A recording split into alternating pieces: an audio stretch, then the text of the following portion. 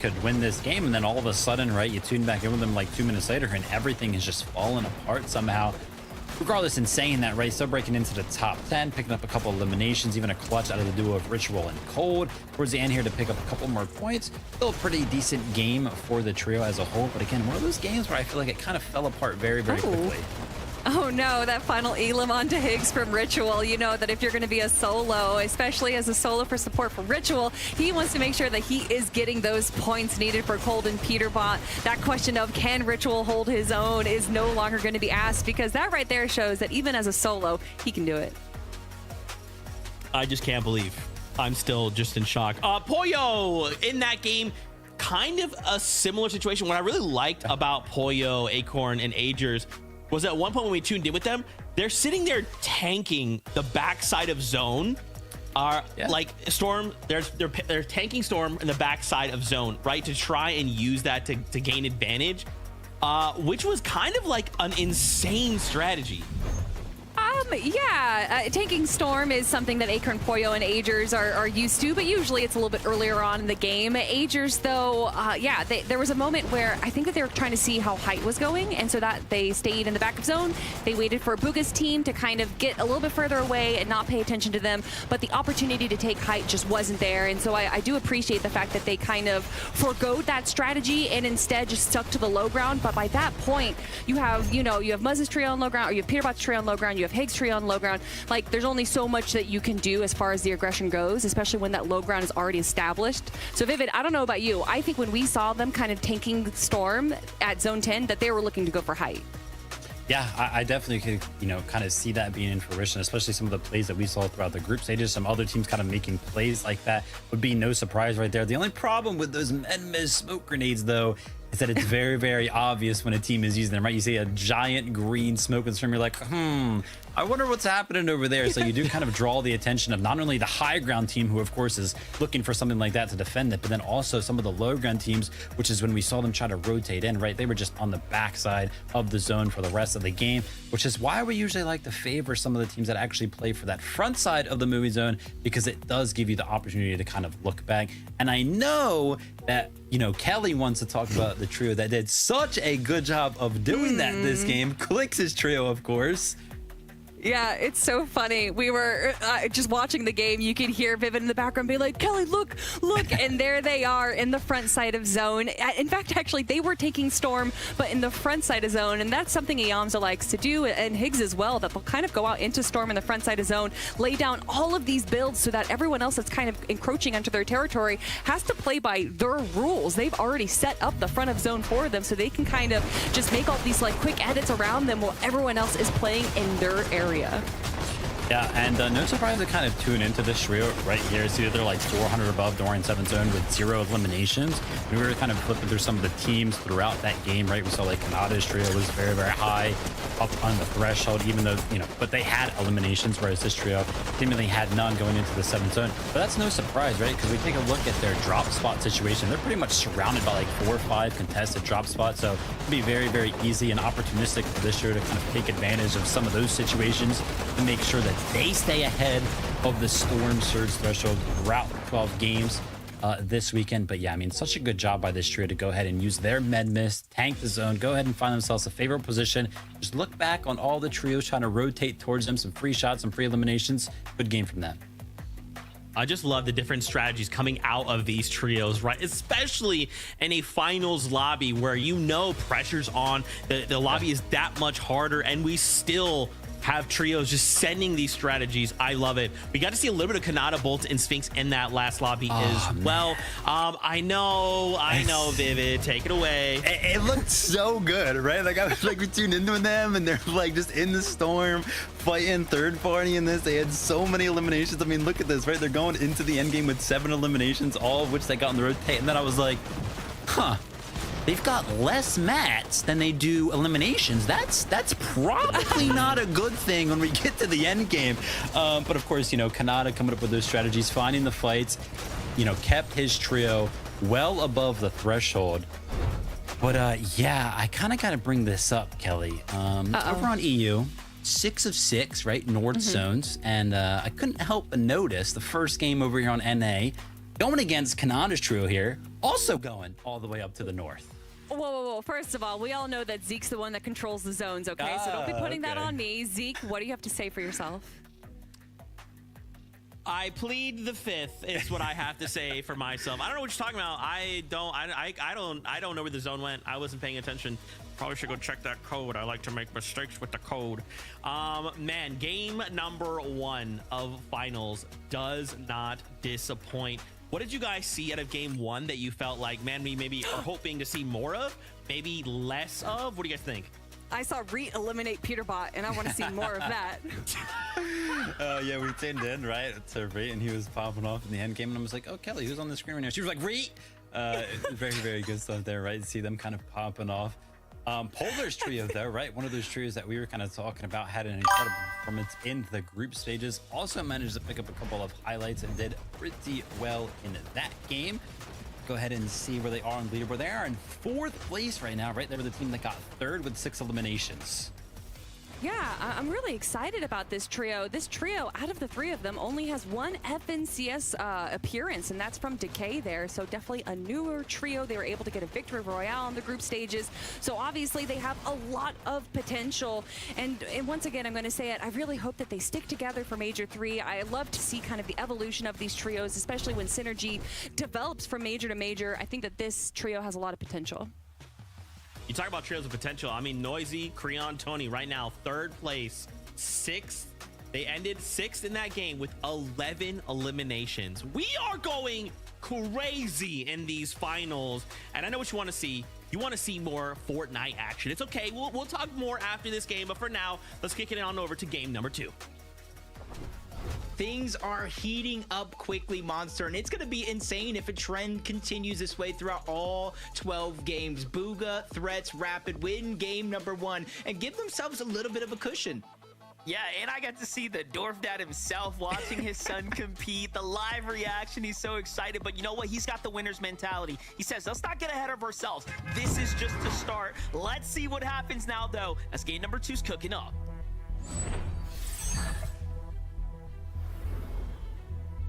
It's a Major 2 finals, Jacob, and it's really starting to feel like it right now as Booga, the icon, the man himself, really sets the stage here. And you know what? He took it by storm. But big names appearing up there, right? I don't think that game ended the way the critics may have expected. Reek, Cooper, and Curly showing up, and then Noisy, Creon, and Tony coming up out of nowhere. What a way to kick that one off. Yeah, even had Cynics, Polar, and DK 3rd place, like Kelly said, with 6 eliminations. Just going to show, hey, it's not going to be as easy of a game or a tournament as anybody would think, especially early on. Seeing Muzz, Yapko rise, seemingly like they were contested in game number 1. Things already switching up, and it starts here with those drop spots. Gotta love this drop spot here. Muzzrise and Japco may have just earned their drop to themselves after taking down the last team that decided to contest them here in the early game. And as great as a game that Japco, Muzz, and Rise had, they did end up unfortunately crossing paths with the hands of Peterbot in that early kind of end game situation that was starting to play out. But jumping on over to Sandalit. Xanda and Evan here, seems like they end up winning their drop as well. Full on 50-50 down the zip line. And yeah, Xanda's pretty excited about that. He's gonna hit us a little emote to go ahead and celebrate the pickup and the return of Evan here. Let's put him back in the game. Kind of 1-1. 1-1 if we're keeping record between G-Money, O-Sid, and Bryce counting at this drop spot. I mean, I'm going to be counting. I think the chat, we count. I think everybody's going to be counting to see who, honestly, when it comes to tomorrow, if you're losing, let's just say like a 5-0, 4-0, something like that, yeah, it starts to put those doubts in your mind. Do I switch drop spots? Do I go away from something I practice? And this is one of those volatile spots in general. You can see it's just a straight 50-50 for that spot. Dive straight down in. First to pick up the loot. Good luck to you. Yeah, and that is true, though. You know, 1-1 now, it does make you wonder, and it kind of just brings me back to Noah Plays, right, in his group stage. He took full advantage of, you know, putting his ego aside and then playing the best strategy that he believed was going to, you know, help him and his team succeed. Getting on into here and talk about Noah, I'm actually curious if things are still going contested at the Magic Mosses, but these are game 1 winners, Booga, Threats, and Rapid, their early game strategy. we all get to get little visuals here on, you know, again, what makes them succeed. It's that full drop spot to themselves, right? There's nothing like having a named POI to yourself, and then one that, of course, has so much potential in teams kind of in the vicinity that have to rotate through. But here we have the Big Aviv. Big Cheese, Skittles, and Chimp. Hey, I feel like, what was it, Chapter 4 maybe, when it was Chimp and Spade and duos. They were one of those duos that were so consistent the entire year, flying under the radar. And this is one of those teams. In terms of consistency, they have their moments, but when you look at the Div finals, they're always there. If you look at the groups, they performed. When you look at the finals of majors, they're there. And this is one of those teams to where when they're hot monster, they're probably one of the top 5 teams. You can see them qualifying for the global championship. But when they're not, and they have those inconsistencies, it not only sets down to our minds as the casters and the analysts, but it starts to set doubts into their minds as well. So let's see if they can, you know, continue day number 1. Doesn't necessarily have to be first place, but if they can continue to build that confidence, they're going to be somebody I'm looking at to be a threat for day 2. Yeah, they're undoubtedly a top 10 team, right? Depending just on how things go for them. Kinch Analytics ran that, what was it, 10,000 game simulation, and they were one of the few teams up clearly towards the top that have a true percentage chance to go ahead and, you know, outperform, right, your average trio kind of in this lobby, which I find to be extremely interesting because they are vets, right, and they deserve that level of respect. Talking about respect, you have, of course, Ree and his trio, and then you have Peterbot kind of going into a little bit of a toe-to-toe here against a Minish right now. He's at a slight disadvantage having a low ground, but this is just baiting out a Minish, right? He's just asking him to peek. Meanwhile, Cold kind of playing side angles, looking for his own fishing for tags. Yeah, and you can see not necessarily focused on having that mobility. They have the full POI, like you're saying. They know exactly where that's going to be sitting at, but a sneak attack on the other side. Prom, Donnie, Joji, they catch Silic off guard, and even with the knock, they're just kind of making sure they get max damage with that pump. They're going to go ahead and get a couple of shots, use the water sprite, heal him up. And these are the kind of tricks that when you talk about saving it until a big moment like finals, this is it right here. That's not going to be like a ton of extra damage, like 500-600, but those could be the difference makers between being above and below Surge during one of the hardest parts of the game. And that's the most important thing, getting those critical moments that are going to separate you from the pack. Very few and in between opportunities like that will come across it, but hey, we love ourselves a good ambush, especially when it's caught on broadcast. But look at this right here. We didn't really get to see too much of Polis in game 1. It seems like now he's looking to turn the script around as they have 4 eliminations. Let's see how this ends up playing out. Oh, Jaxie, just quick on the draw there. He's going to find himself a nice elimination onto Cyrus. Seemed a little overzealous by himself on the other edge of that mountain. And depending on if they were kind of risky enough to get the reboot card early, it just kind of looks like they're hunkered down, gonna wait over there at the edge of the mountain on that reboot card and said, Napzire, hey, if you guys want to get your trio back into the game, you're gonna have to go through us to do it. Otherwise, you guys can sit on the mountain for as long as you want. And you're kind of seeing a lot of that proactivity going down around to the Nabi.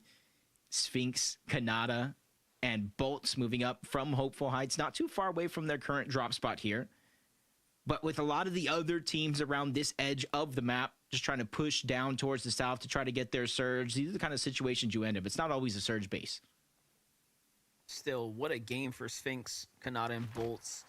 Picking up all those early game eliminations, set them up in the conversation for a near top 10 overall performance. If they would have just gotten a small bit of placement points, they'd easily be up in the top 5, but oh, good. I'm sure they won't be making that same mistake, and looks like they got their work cut out for them. They're going to end up opening the shots here first. I'm curious, do you think the confidence coming out of game 1 now is going to set them up to want to fight these teams a little bit more aggressively? Maybe look to initiate the full fight and finish it. I do think it plays a huge role in terms of at least approaching the opportunity, because they're not going to put themselves in a bad situation. So if they don't get the green light to push, they're not going to push. But yes, I do think they're going to get more and more confident after that game number 1 to take space, to take the mountains, you know, the better Surge spots that you see going down around the map. As we jump on board, Clicks, Higgs, and Yamzo, not straying away from the strategy that they really developed through the last Divisional Cup. As Nap, Zyre, Cyrus, they were able to get the reboot back. They challenged on the other side, but they run into a whole nother team. That's Noisy, that's Creon and Tony, and they're trying to approach this fight from multiple directions. Damage still going in. Zyre just dropped down to just a sliver of HP, but he's trying to survive the best that he can, but the pressure is just too much. Two more players able to continue to push him down and take all that space away. Creon being relentless here for this situation, trying to approach different angles to close out the flexibility that they might feel they have on the other side. Crazy to see that they haven't taken any damage, by the way, up until this moment. As I'm starting to speak about it, Tony punished, force on the back, but Noisy as well, but the shots fire back, and that's one thing pros do very, very well, is they won't give up just because they get a little exchange going. Meanwhile, Creon, the healthiest on the team, seals the deal here onto Cyrus's trio. Now, do keep in mind, this is coming off the back of a reboot, right? So Cyrus's team has had a very difficult game too, and even after jumping back in and almost having an opportunity after getting pushed out by Jax and Polis's team there, they still end up getting taken down, this time to the hands of Tony, whom, by the way, now officially put themselves up in the race for a top 3. Yeah, even though you can't necessarily win the tournament today, it is going to be 12 games separated between day 1 and day 2. You want to go ahead and put yourself as close to the top of the leaderboard as possible, so that way you're not fighting against a huge point deficit as the tournament does continue. See Agers just trying to consolidate a lot of the loot on top of the mountain. Going right back down. You see that he has double mobility in his inventory instead of a shotgun. The reason why is because when he does kind of loot up far away, he needed to be able to close that distance faster to make it back into his teammates. And obviously giving them options. But the zone continued to pull further and further towards the north. They're going to have to get out of that tower and start to rotate in before all the other teams beat him to the punch. Yeah, and you can see those teams starting to encourage ever so closely there as Cam and Bucky is kind of lurking about in the shadows there. Talk about the trio, we get to see it from their perspective. Little lit up here, but not completely out the fight just yet. Waiting for opportunity to kind of open up and avail itself. Pollo still watching from the tree next door. This is kind of the result, the other edge of you seeing, you know, threats and Rapid and their surge towers outside of Seaport. And this is exactly the opportunities that they're looking for. A team like Bucky, Cam, and Okus rotating on the low ground with a far pooled zone. And as soon as they peek out of these boxes, they're going to continue to fire down. And then you mentioned yourself, Pollo, Aegis, and Acorn, who just did the exact same thing. Pollo just got there. That tower did not spawn there itself. He immediately invested the materials, trying to take advantage of everybody that still needs to rotate on this side of the zone overall. Yeah, it looks like they're going to hold him out for quite some time. We'll see how that ends up playing out. And I'm sure, you know, they have the game awareness. They know more or less what team this is, right? And who they're picking a fight with right now. But Aoxy, Pikes, and Jojo Fishy, once again, we get to tune in with them. They're deep in the storm right now. I wonder what their situation is like. They're moving towards Outlaw Oasis, looking to kind of wrap around the map right now. Yeah, I was thinking I was probably trying to hit that geyser and get up over the mountain, maybe throw the Menmis smoke right before they take off. And this is just going to allow them to obviously save their kneecapper strength and then be able to kind of close the distance as fast as possible, because it does get you a little bit higher than a launch pad as well. But now we go on over to the north side of the map overall, just above Magic Moss's POY, Ishao, Taki, and Vert. I said they're one of those teams when, especially when these north zones, they stay on this side of the map. They slowly but surely float around. They get their surge. And they kind of play a careful game overall. You see Vert just getting a little bit too close to enemy territory for his liking. He's just going to regroup with his teammates here. Gotta stay active right now. This game may have picked up the pace a lot faster than game number 1. However, we all know things are going to start to get real congested here soon. We start approaching the mid game right now. For Taki, Ishu, and Vert, they've got what looks to be a couple different angles at play here. But Vert's on the low ground, taking all the risk of kind of securing what he could here for the meantime. Jumping in with Curve, Tyler, and Shadow right now. Underneath the base of Visual, Braids, and Diminished.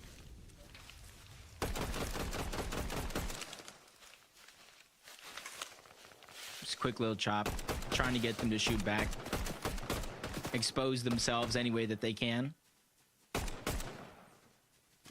And you can see they have like a ton of ammo. They can fire off, be in this position for as long as they want. But as the zone continues to rotate in this direction, you're going to soon find out how congested it actually is. And you're seeing like Shadows bait 'em just in... out.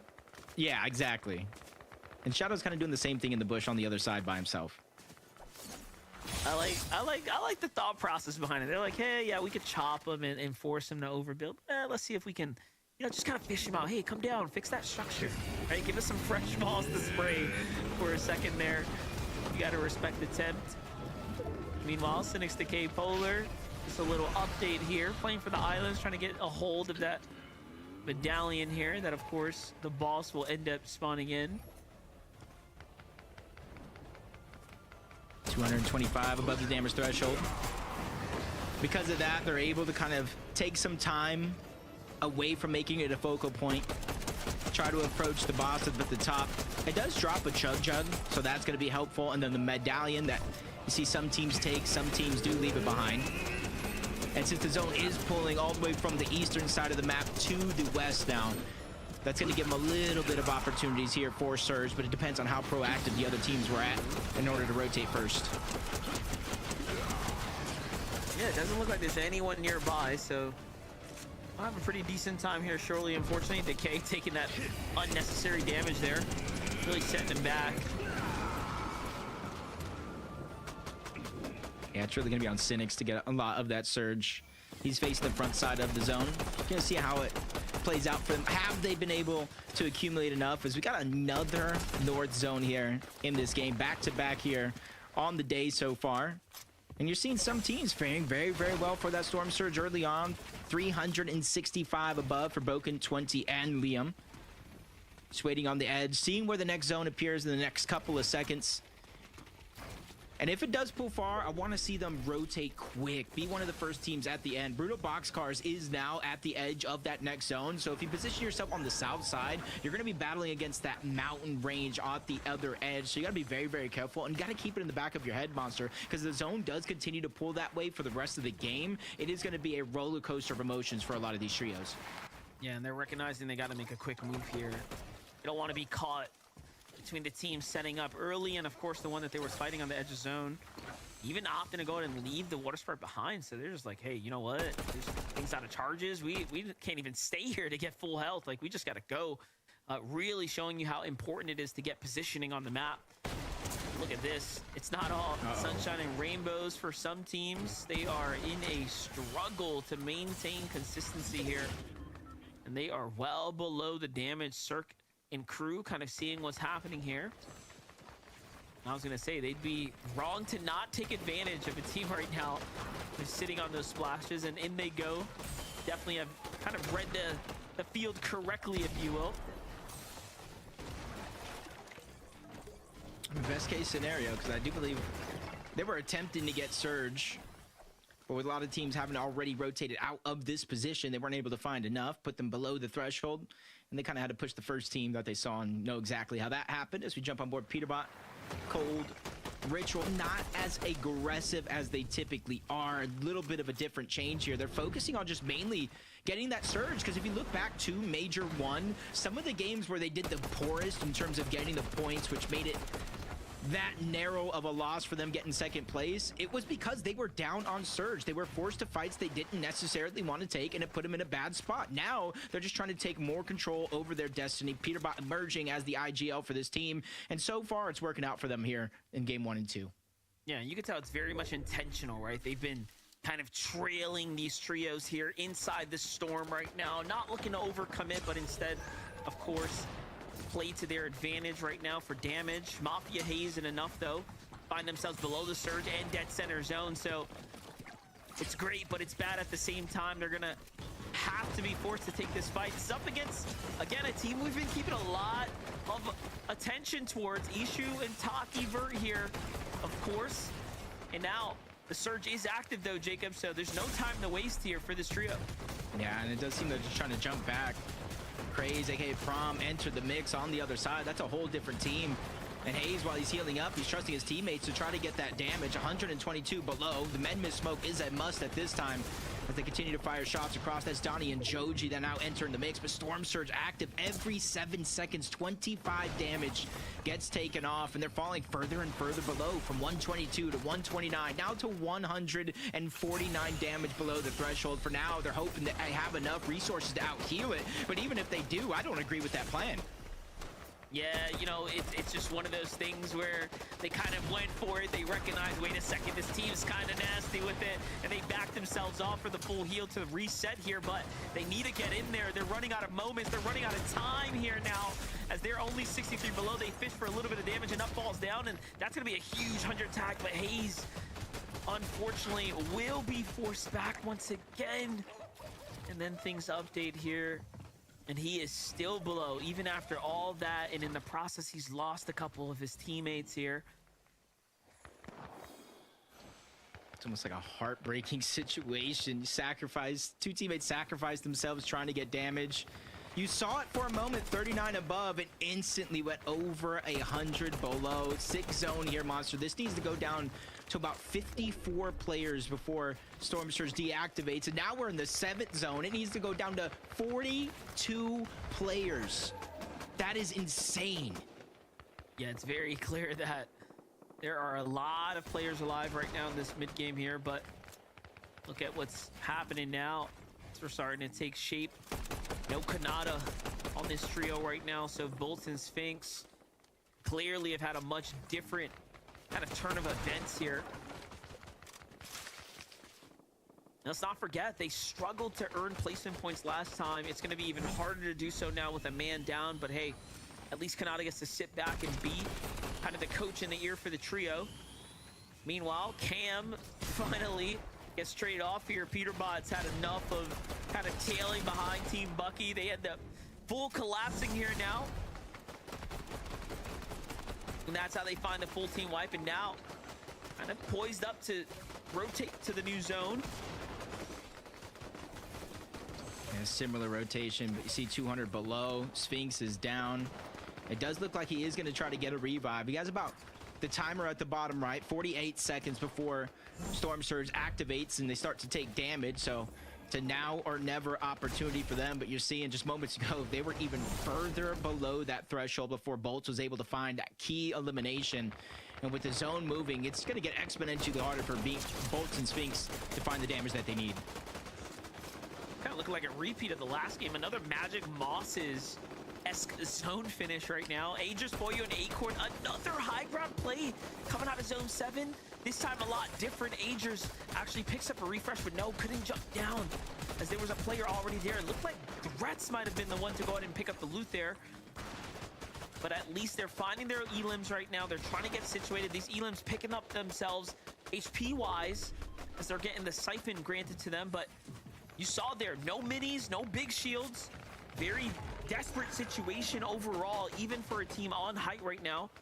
Threats, Rapid, and Booga have the zone to themselves now. They'll be one of the first to make this rotate. Ritual, Peterbot, and Cold have gone for it, though. Sizing up high ground as well. This is starting to get exciting. Yeah, and they're on the front side of the zone as well. Acorn, Poyo, Agers, they have a sense of being able to take the high ground. It's all about who plays this one right as it does open up. Storm Surge activating on some of these teams that are down below. It's not enough being in the chaos that is the low ground, just having to fight with Storm Surge, dealing damage as Poyo finds an opportunity, gets the knock onto 20. Whether they're down or Surge or not, that's one less teammate that you have to rely on. And they drop down for the loot overall. Broken 20, both of them go down. That full trio is out. It's a sacrifice for Poyo, Acorn, Agers, giving up the high ground to try to refresh their materials. Yeah, this is a tough spot to be in, right? Like, you got to make the rotate. You don't have the mass to hold the height, but then you're like, where's that body? Like, we just got that elim. Where is the loot? And it looks like they're not going to be able to actually secure it here now. And of course, Peterbot, Ritual, and Cold know better than to leave up this free terrain here. They're clearing the landscape, and now they have all eyes on the entire field. Boyo, he's going to fall there to the hands of Sam on the rotate right now, and Peterbot is just starting to get cooking here. This is looking like it's going to be a pretty big game for this team up top, but hold up, Ager is still down low, getting active right now. Yeah, just a crevice, the small side of the zone, but they get pre-pieced on, taken down. That's Ishao. Now it's Acorn stuck behind. He gets taken down as well. 2 names checked off the list, and the Major 1 champions out of the game early here for game number 2. Not even half of the placement points have been garnered throughout that run as Threats, Rapid, Bugha. Those are game 1 Victory Royale winners, and they're poised right now to have a great position, but the battle for high ground breaks out. Aminish, Visuals, Braze, they're ready to take the challenge. Peterbot, Cold, Ritual. They do a good job of defending once, but how long can they defend this with only 14 builds left, especially with a big shot being fired? Visuals, Braids, and Minutes, they do not use that as a chance to try to go and break into get the elimination. They're just going to back down. They have enough materials. If they play this one perfect, they could retake high ground in a few moments. One of those situations where high ground kind of puffs out their chest and you're not sure if you can call the bluff or not. High ground does not have the mats, but they don't have that information. They don't know. So they make the safety call to go down. Meanwhile, Clicks, Higgs, and Iamto have not left the low ground. They have been battling their way through the front side this entire time, and they're trying to find themselves another big refresh here as well. And you can just see such a different strategy at play here from the 2 teams on your screen. Yeah, one of them's just taking all the space on the low ground, even if it means going outside of the storm. And as soon as they get there, they know that a fight is around any one of these corners, and they prepare for it. Clicks finally figured out a way to catch up above. They have not looked down at that opportunity, just pressuring everybody on the front side of the zone. At the bare minimum, they're just trying to drop them into each other's hands, and now we're going open over land right now. There's a bridge, and there's a whole crevice underneath teams are trying to dive into. Clicks just took down Rito, and he finds himself still somehow below the surge, and it actually turns on. Oh, no. I can't believe it's active in Zone 10 right now. This is incredible stuff. At least it turns off for a second, but it already did its work. It did its damage. Take a look at what happened up top, though. Peterbot tries to get active. He had to because he didn't have the mats, and he's found himself down to the hands of Threats, but the payback is good for Ritual and Cold. Once again, running it up here, finding themselves in this end game, earning their trio more and more points. Hey, Kelly said it, Vivid said it. It's not necessarily be about the star players on the team. Sometimes it's about the support, and Ritual is doing his job right. He has Cold by his side, Curly, Cooper down below. A little bit of chaos, trying to force the break out of the wall, taking some damage, but it's worth the sacrifice. But now he's just cut off. Curb on the other side, tries to break his way in, and the teamwork makes the dream work. Curb, out of nowhere, gets the elimination onto Curve, keeping them moving. At this side of the zone, this is where they have space. This is where it's going to open up. And it couldn't have gone better right there. He got the siphon, but unfortunately it wasn't enough help to keep him in the game. He's going to end up getting dropped by a huge shotgun shot. But look at what's unfolding here. Cold and Ritual are continuing to make chaos unfold here on the field. Cold jumps down to get these very important mats here, and Ritual finds another one as well.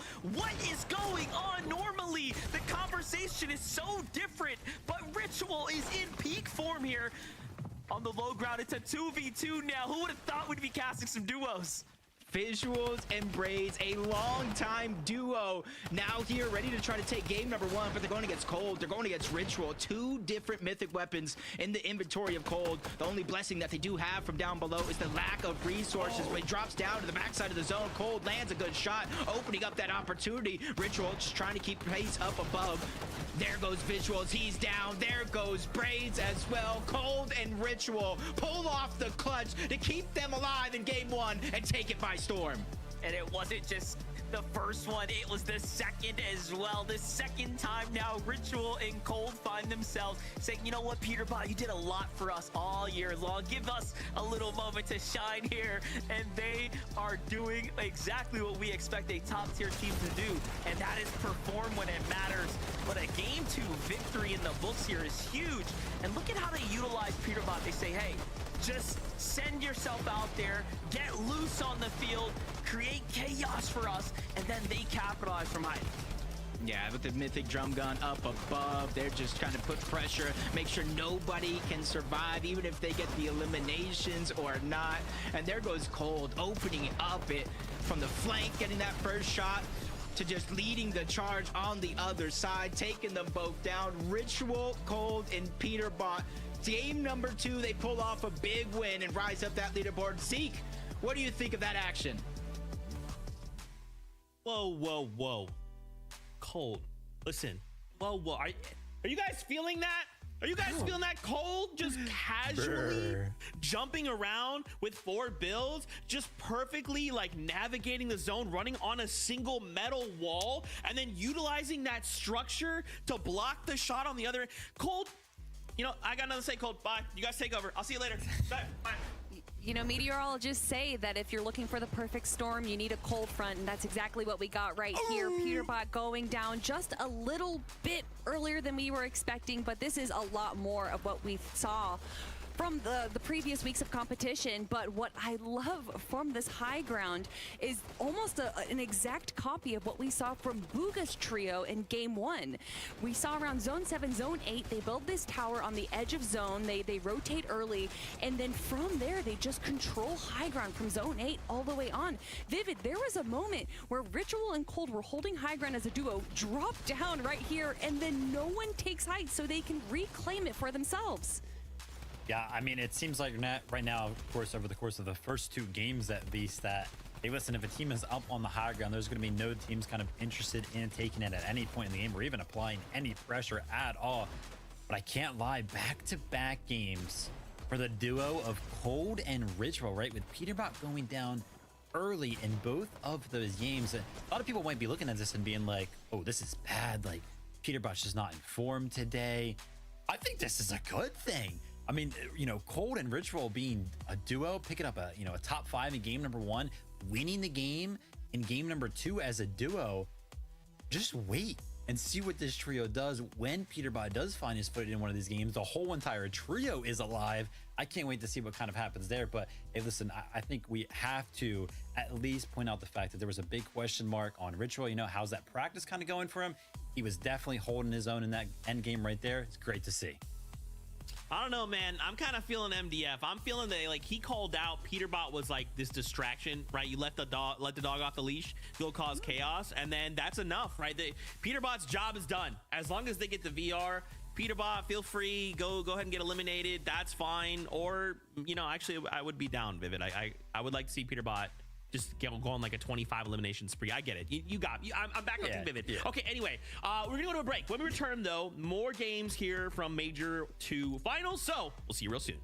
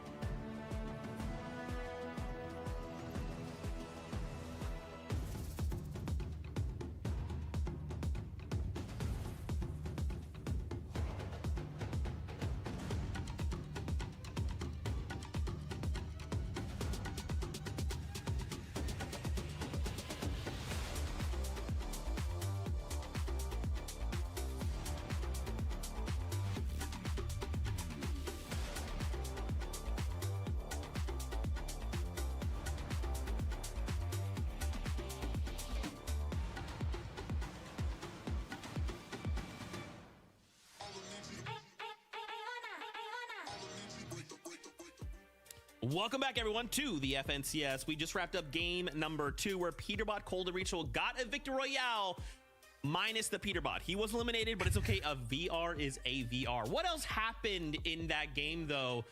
Coop Curly, or Booga Rapid Threats, rather, are showing up massively here in Major 2 finals, really trying to lock down one of those spots going to the Global Championships later this year. I have never been more excited to see Booga going crazy in these games. I mean, you love to see it, and you also love to see Threats with that drum gun. I was wondering who gave Cole the mythic drum gun, and I guess it inevitably came down to Threats. That was the one to drop it right there. And they held a really good kind of mid-ground game here. You could tell that a few moments that they were kind of peeking up on height. Was there an opportunity for them to take it? And then they saw that it was Peterbot Trio holding high, and they said, no, we're going to stick to the mid-ground here. They like to kind of play the second height. They don't ever really go for full low. So to see them go for second height right here, and even being able to take down Peterbot, that might have been the right momentum that they needed to go for the victory royale, but there was just so much chaos going on that inevitably they would go down eventually.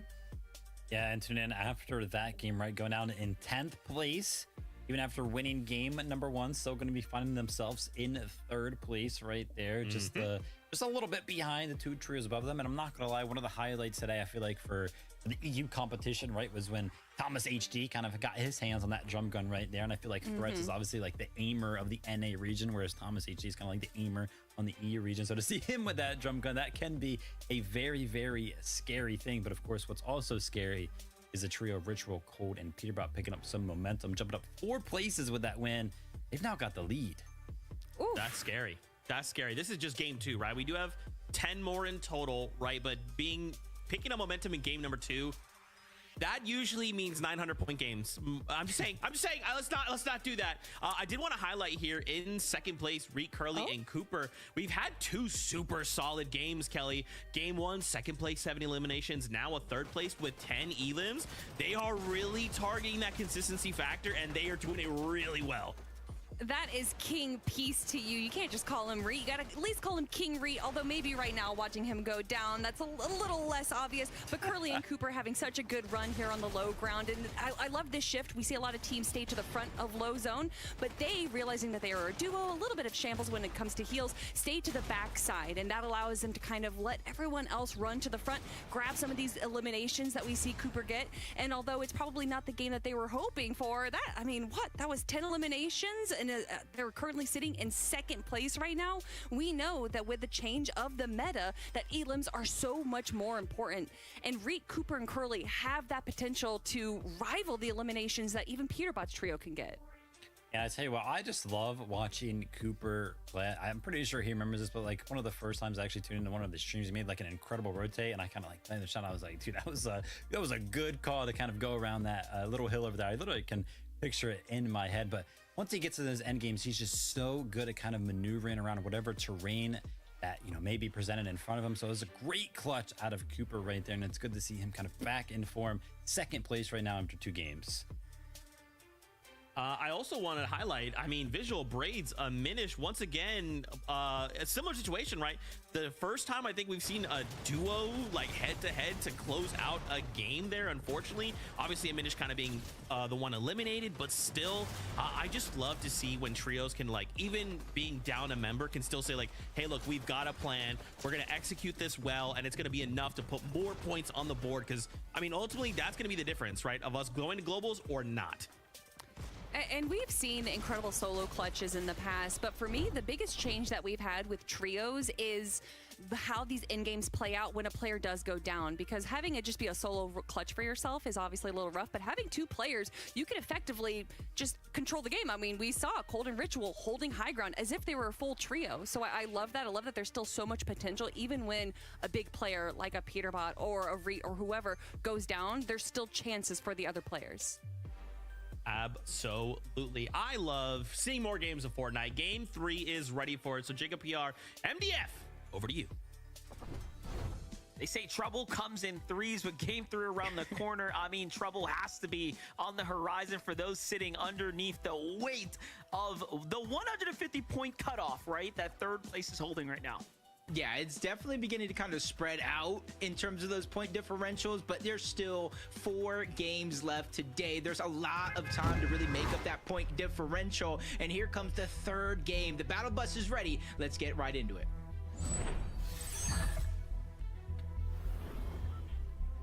This is it right here. You see an 11-point lead, first over second place, and then a 23 or 17 or so point lead from there. And this is where it really goes to show consistency is king. Reed Cooper Curley, a 3rd and a 2nd place with 17 eliminations. And when you start to look down that leaderboard in terms of consistency, I know it's only been 2 games, that's when you start to spot a little bit of the hiccups. Yeah, well, one thing that's really impressive is that 1st, 2nd, and 3rd have so many eliminations so far. They really are starting to break away from the competition when it comes down to showing what they are capable of when it comes to these end games here. But again, like you just kind of briefly mentioned, this is only the 2nd round, right? Now that we're getting into game 3, we're kind of starting to get ourselves situated here. Everyone's got a feel for the landscape. We got a feel for the dynamic of the way the world's going to kind of, you know, come to shape. And let's also think about how those games ended, right? They were very similar zones, so it makes sense that the same teams are still up at the top, right? Playing as consistent as they have been. Let's see if we get a little bit of a different end game this time. This time we're going to be able to see the Shining Span fight right out of the gates. Straight up on the bridge, trying to grab the floor loot and immediately put it to use. Donnie goes down, eliminated fully. Yusuf down on the other side, but they haven't been able to clean him up yet. Phenom doing a good job of holding him off, and Prom, aka Craze, is going to be the last one left for his team down below. And as soon as they do get this revive off, I do believe they're going to push in and try to get that elimination. Yeah, we talked about how Shining Span isn't really a draw spot set up to go the distance. It's either you put it all on the line or you don't. Phenom, Yusuf starting to make their way in, spending that very precious metal there. Prom somehow gets Joji up and slips away, gets a couple heals off. That could be the difference maker here, but no, Joji goes into the water. That's going to be dead fish there in a couple moments, but some counter fire coming here. That was perfect timing for those shots to come in. Almost felt like he was going to try to drop onto Joji, but Yusuf does on the other side. Probably hearing the communication coming in for how weak he actually is. Pump and dump in his hand. A little bit of a bait. No one's going to fall for it just yet. As Joji just peeking over the top. If you land here as long as they do, you got to know how long the zip line actually takes so you know when somebody jumps off it early. Phenom gets the elimination onto Craze up above the bridge, and now a 2v1 is going to be solidified here. And there it is. Joji just baited out, recognizes that there isn't much that he can do. And this fight comes to a close here pretty quickly. They'll have plenty of time to go ahead and resituate themselves. Meanwhile, plenty of other teams officially getting eliminated in the game as all of this is unfolding here. So game 3 off to a pretty hot start. Yeah, and there's another team, literally, you can kind of see them coming in at the end of this fight in the minimap, going after that armored vehicle. So they got to be careful for that reboot, because they can easily try to push on over. As Noah plays, Chaos Gaming, Kazis starting off this game pretty well. 2 eliminations right out of the gate. They're almost looking like they're looking for that solo that might be left behind. I don't see him in the minimap just yet. I do see an arrow at the bottom left, so he maybe found a time to disengage on out. So for Noah plays, Chaos Gaming and Kaz's, this is the start that they want. This could be like a little refresh moment for them in this tournament. Yeah, it's their first set of points right there. So hard fought and well earned after the first 2 games. They were eliminated pretty much off the gate there, not winning their contested drop spot. Here's a fight that has also been back and forth. I made the joke to Jacob, you know, who's counting? Well, we are. It's 1-1 right now as we're starting to tee up game 3. Much different, right? As both sides are kind of situated this time around as opposed to a full-on 50-50. Yeah, it just seemed like Bryce, Osid, G-Money, they didn't want to take that 50-50 fight. They went on top of the mountain this time to grab their loot. While Zonda, Evan, and Sandman, they went underneath. A similar strategy they've been going all day long. But in the 3rd game, this is where the difference start to really peek in as they're trying to make their way towards that back forest underneath Mass Meadows. And even though they don't get any eliminations, this is a certain win for OSID, G-Money, and Bryce. They got a good amount of surge for this early game, and now they have priority over that mountain. And just to give a little nod of appreciation to Bryce, G-Money, and OSID, even though they were the first team eliminated in game 2, they're at 13th right now, so they did have a strong game 1. Just to kind of show you guys and emphasize how good of a trio they could be if they could break loose.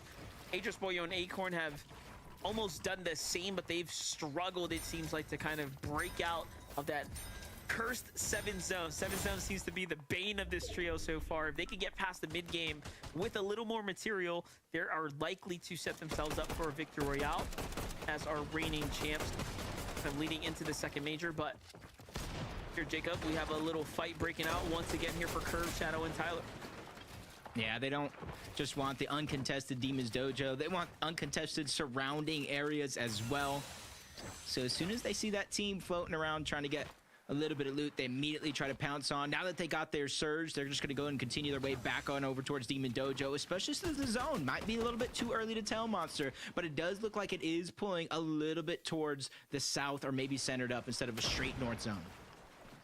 Yeah, those northern zones have been plaguing all of EU as well today, so let's see if the trend continues.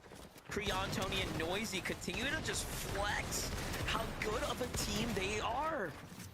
And this is a surprise for me, but they just seem to be in absolute shape and form today, holding their own, even now against the likes of, once again, Noah, Chaos, and Kaz's.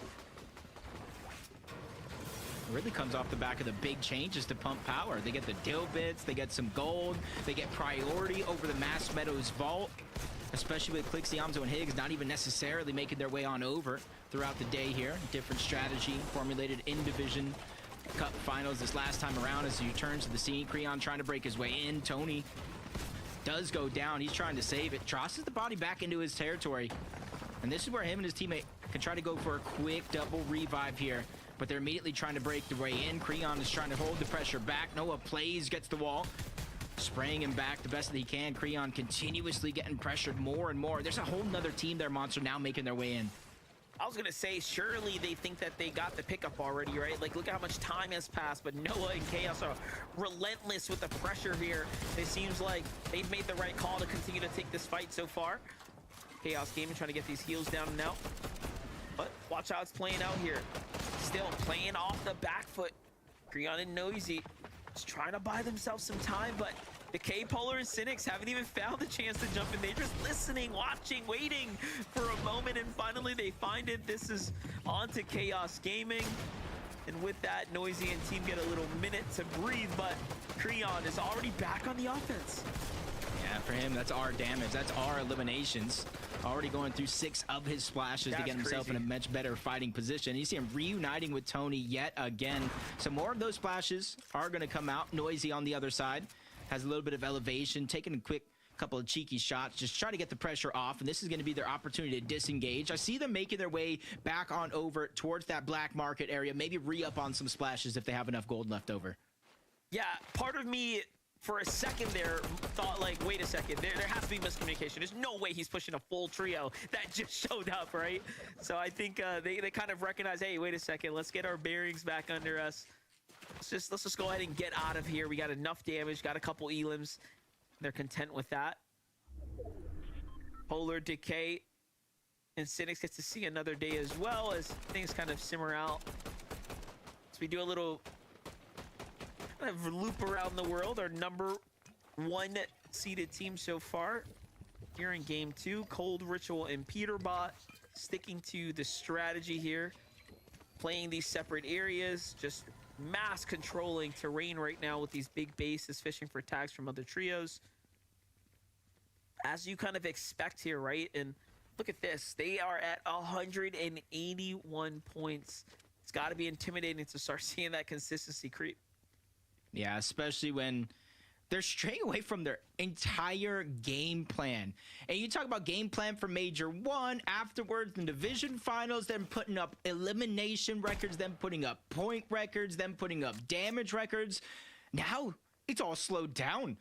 They cannot continue to keep taking the risk to fight player after player, team after team. So they got to take that slower approach, just like everybody else. The Bermuda Triangle, some would call this right now, between 3 different teams. The abundance of extra heals over on this side of the map. Lucky for Bucky, Okus and Cam, though. They're positioned right next to that black market, and they did already go in and get that mythic drum gun out before anybody made their way over. This is one of the keys of success that we've seen so far, the mythic drum gun. Almost slept on to some degree, right? As far as a key item that trios were looking to secure. Oh, But no. give it a second here. What's going on right now? Another kind of battle unfolding here. We haven't seen Naps' team be too successful so far here on the day. Most of these early game fights have been learning experiences for Naps, Ire, and Cyrus. Can they get a dub under the belt? Even can't amplify. I've been going through the trials and tribulations through the day, switching up drop spots, trying to get some sort of momentum going, start to build that confidence. But Zyre sneak up on the other side. Shots continue to land on Decat. No real big haymakers yet, but all it does is take one, especially since they're fighting in the zone, deep in the zone just like this. But the tables are turned. Naps is actually going to be the first one going down. Siphon just in time to keep Amplify in a healthy situation. And he finally reunites with Shiny Cat, so this brings it down to a 2v2. A huge advantage lost on the other side. Yeah, Amplifying Cat, you know, this is where they've been earning their points, you know, game after game. This is kind of what's kept them in the running so far. This fight right here. But Cyrus' trio finally showing a little bit of life, but not for too long. It was super short-lived. Zyre gets taken out there, and all of a sudden, all that momentum that they were starting to build up, gone there in one brief moment. Look, they're at 5 elims, right? You have to assume it's off the back of these re-pickups, right? Allowing teams to get those reboots. I was wondering how they caught him off guard. He tried to hop through the window thinking he was being sneaky. They got that security system set up. There is no sneaking around our house as they take both of those players down. Solo went north to try to get some sort of heals, keep himself alive long enough. But I got some bad news, Monster. I thought this was going to center up, maybe a little bit of Western lead. We might have another north zone.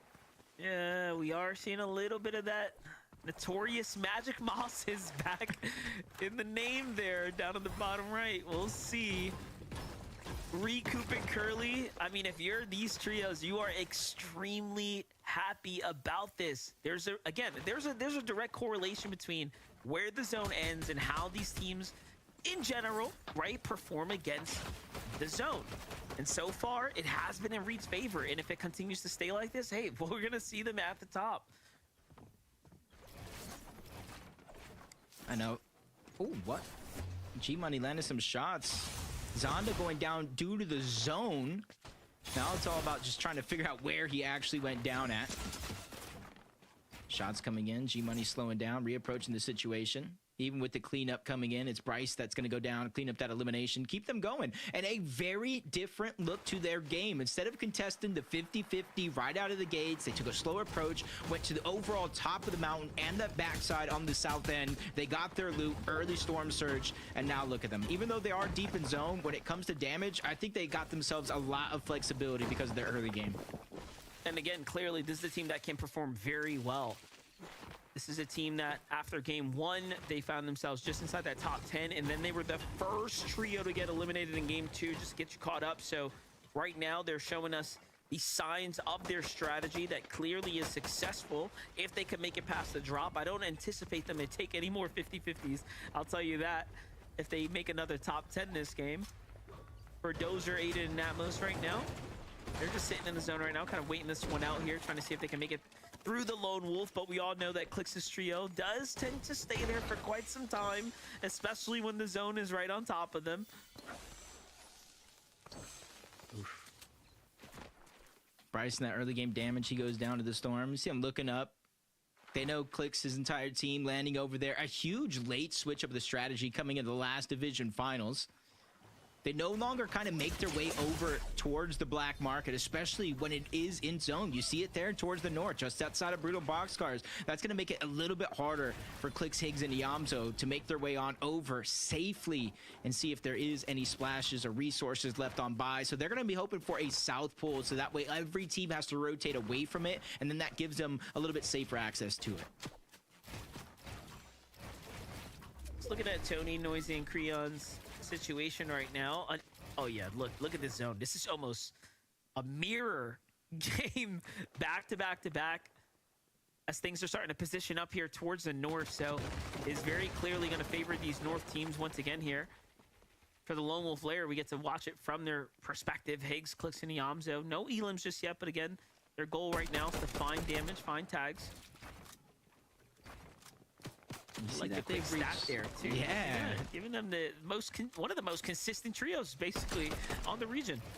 Yep, top fives in 57% of their games. I think I get top fives in maybe about like 10% of my ranked games. A whole different beast, but it just shows the skill level is just above and beyond for a lot of the players in this lobby. The zone pulling all the way on over towards the eastern side. That might be a blessing for Clicks, Yamzo, and Higgs if it continues to pull away from the black market. They do have that gold that they haven't been able to spend, so this could be a chance, a small one, but a chance for them to access that black market and get whatever splashes are left behind, because Noisy, Creon, and Tony, they also access that vault for those splashes.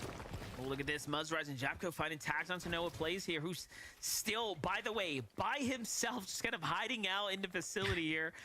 For how much longer can this go down? I don't know, because the surge is active. Surely, if we jump over to Noah's perspective, he has to be one of the lowest, right, of anyone in the lobby. But oh, snap. I think Cirque might have caught wind of this solo inside the builds. We'll see if that trio ends up taking him out. Meanwhile, Tony, Creo, Noisy have made their way to this kind of safe zone here. They've slowly moved their way out of the Brutal Boxcars, ever so slightly to the north here, for more favorable vision of the field. And wait a second, I might have talked too soon. Noah got a knock, but unfortunately couldn't get the finish. So yes, it was a brawl that took place, and here it is, the next update. Just gonna keep pulling north.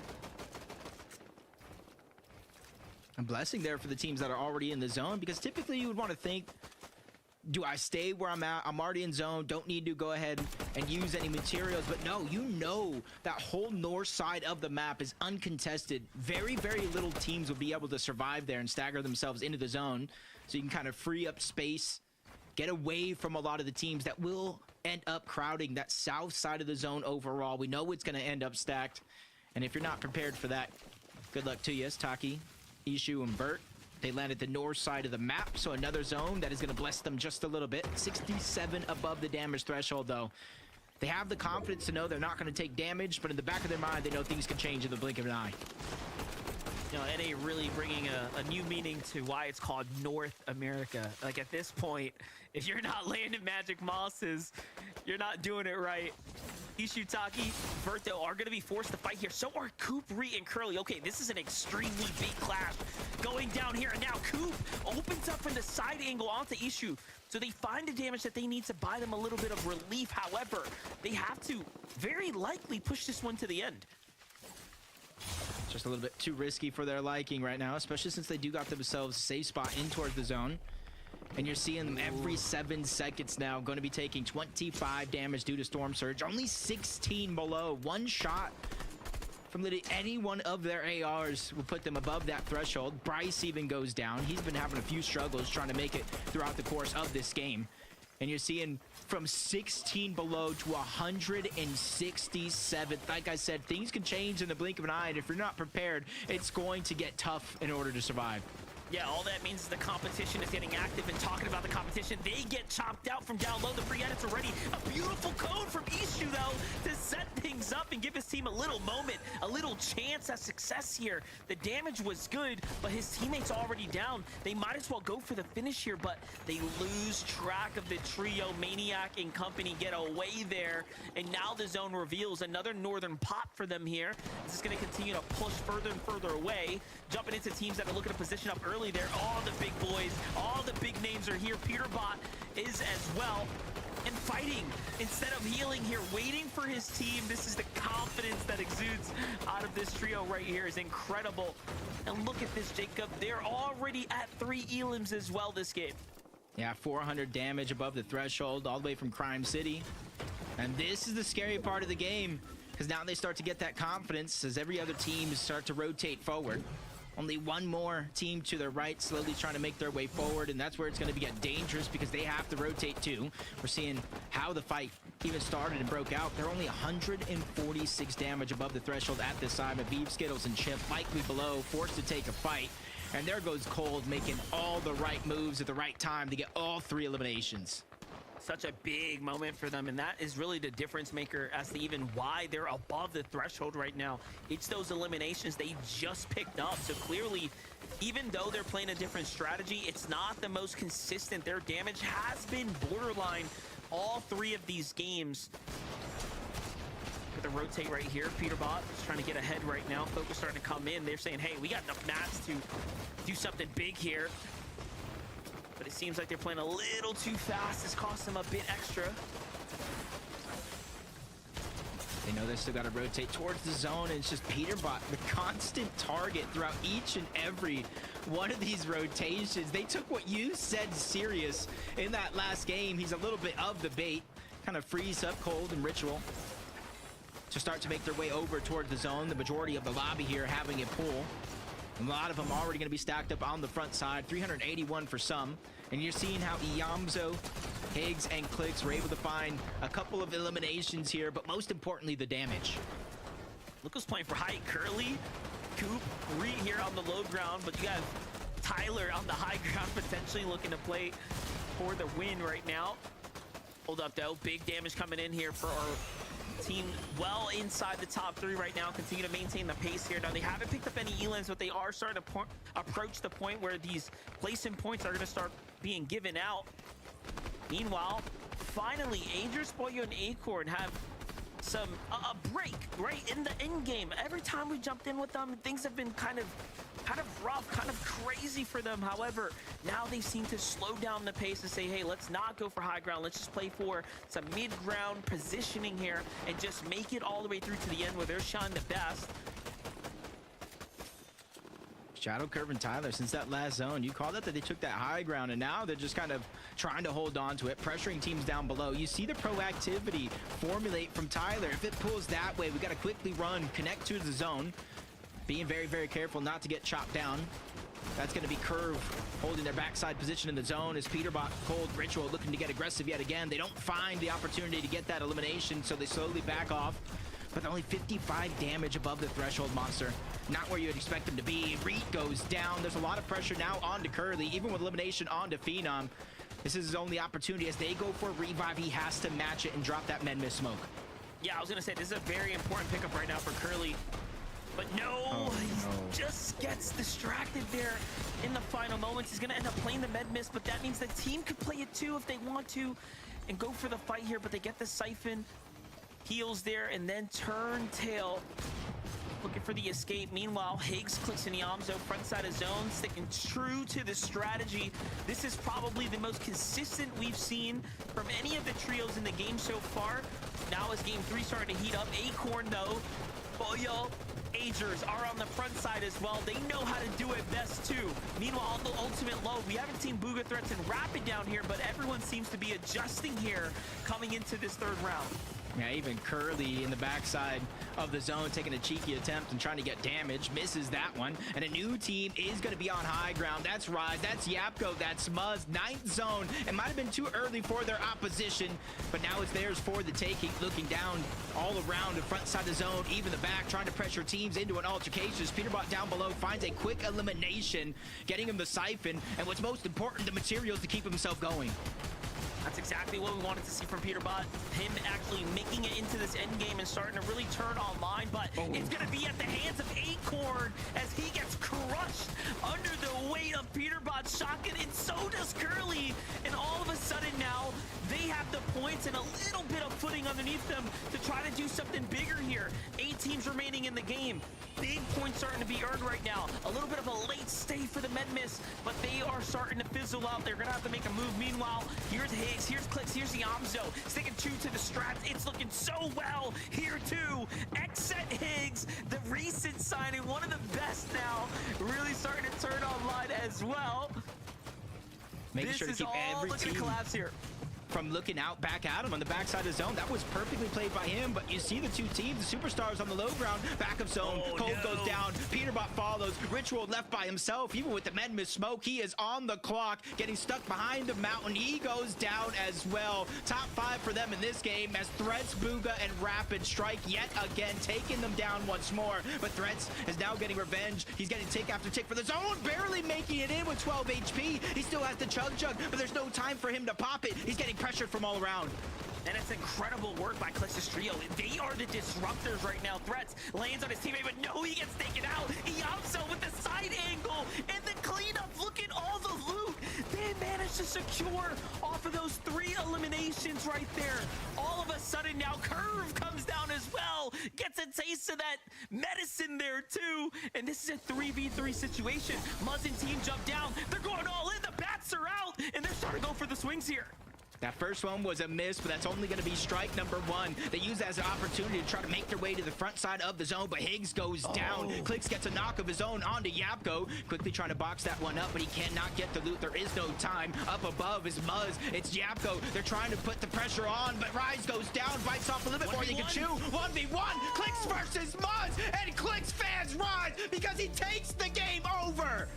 Little bit of friendly fire right there amongst the Xset boys. However, Clicks, the man himself, stamps it with a victory royale. And I was just about to say, who better to be in a box-to-box situation than Clicks, but he didn't even have the match to need it.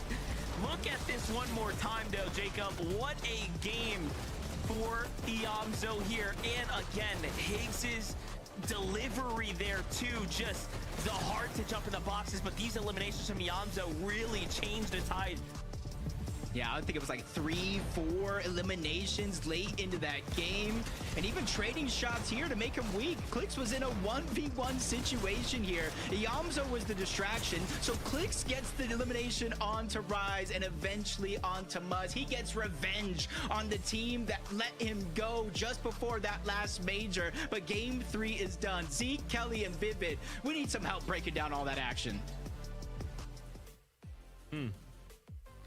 That's cool. Something cool happened. Something cool happened, Kelly.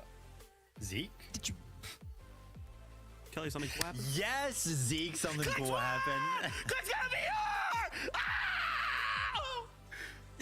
Yeah, what just happened, Vivid? Clicks coming out on top. It was a high ground versus low ground 3v3. We see this so often, and more often than not, it's a high ground that's able to win the game. But Clicks said, I'm not done yet, Vivid, and comes out with the victory royale for game 3. I mean, there's so much that we could break down about. We could break it all down, Kelly. Zeke will just be over there screaming the whole time. There's so much we could talk about with that trio actually winning that end game so clean. And the part that I really like the most, the one that I want to hit home the most on right here, is that, Kelly was kind of hyping up this, hey, they keep playing for that front side of the moving zone, but this game, the adaptation was made, right? For whatever reason, they didn't actually play towards that side. They were kind of playing off to the side, right? Letting people kind of take that space from them, getting shots in from the side, picking up the eliminations, and it worked so well when Booga's trio was found over there. And then, just worked so incredibly well for them. They were able to take that space, find the resources to actually put themselves in a competitive 3v3 situation to win the game, Kelly. What a beautiful game. We got the Kinch stats, so I asked him if I could see the damage numbers, but from Zone 9 on in our most recent Eval Cup. And it was actually Iamzo and Higgs that were in first and third place, respectively, out of all the people competing for damage from Zones 9 and 12. And I think this game was a perfect example as why. Yeah. I mean, also, hey, we got to mention, Jacob screaming, Clicks fans rise. Clicks also being the one to pick up every single one of those eliminations on the final trio right there. Played to perfection. 14 elims is crazy. That is just game number 3. We've had 3 unbelievable games on NA. It is so crazy to think We have another 3 to go today, and then 6 tomorrow. It is shaping up to be a fantastic evening of Fortnite. Congratulations again, Clicks, Iamzo, and Higgs. 14 elim victory royale. I love to see that. For now, though, we are going to go to a break. When we return, we'll discuss a few more things that happened last game and then prepare ourselves for the second half of the competition. So we'll see you real soon.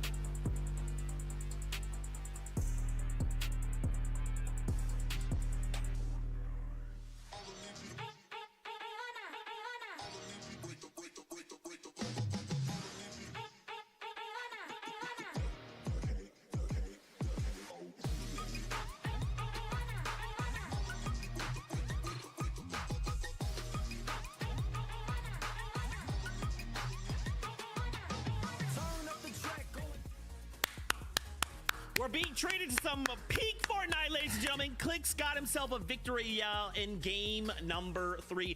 He's actually streaming as well with a delay, so if you missed it, go check out his perspective from that last game because it was crazy. Other things did transpire in that game, though, like Muzz, Yapko, and Rise making it to second place, really trying to push that consistency factor to its very limits. I love seeing the fact that they did make it there because, like, I would love to see this trio make it to globals. Oh, 100%. I think a lot of us would feel the same way. And you know, finally we see height being stolen after zone 9 there by Rise, Muzz, and Yapko, and just having such a good job controlling height from there, going all the way to the final moments in that 3v3. It easily could have gone to the way of Muzz, Rise, and Yapko, but obviously Clicks was just on something. And I feel like Rise, Muzz, and Yapko, they're just getting started. Yeah, and I like the fact that you kind of mentioned that right at the end there, right? They're just getting started because their first 2 games are kind of, as Levin would say, they're a bit of stinkers, you know, like 17th, 23rd. But the highlight for me there, you know, and Kelly kind of mentioned it right there, is that this was kind of the first end game that they've kind of made, right? Taking into account how those first 2 games went. And they were the first trio to actually take high ground.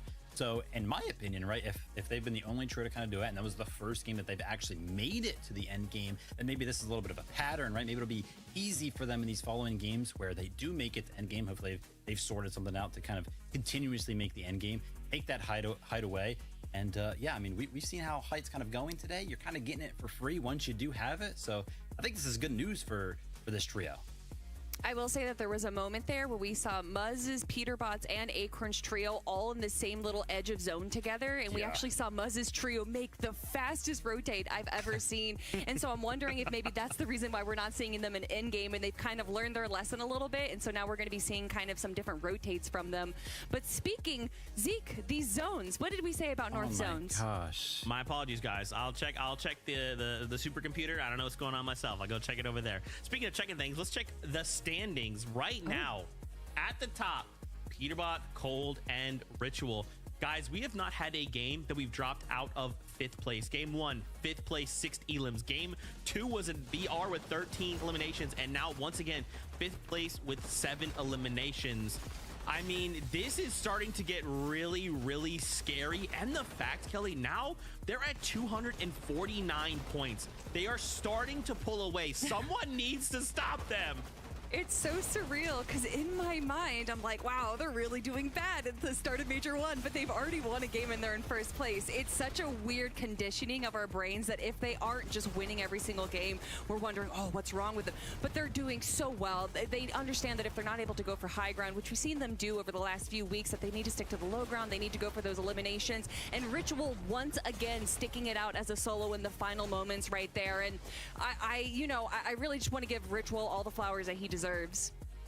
Yeah, doing very, very well. Of course, being, if not a part of the last duo that's kind of alive, being the last player that is, of course, alive right there. So they're still holding on to the lead right there. A trio that's kind of sticking towards the top right now, still being very, very competitive. Reek, Coop, and Curly, they still performing pretty well, 201 points. That game for them, 9th place, 1 elimination. So, I mean, the two before that being a 2nd and a 3rd makes this one, hurt probably a little bit. But regardless, still sticking towards the top of the leaderboard. Yeah, and I think a bit of that was due to the fact that they kind of were sticking in flooded frogs for a long time. I'm guessing that there was some kind of early game engagement that I potentially would have missed for them to go back and farm back for flooded frogs. And I think that's just part of the reason why their loadout wasn't exactly where they wanted to in the end game. But regardless of the situation that they're in, they're still sitting pretty up in our leaderboard right now, Zeke. So I'm excited to see what they do in the remaining half of the games we have today. I know, it's scary, right? Because you kind of want to keep putting the pedal to the metal.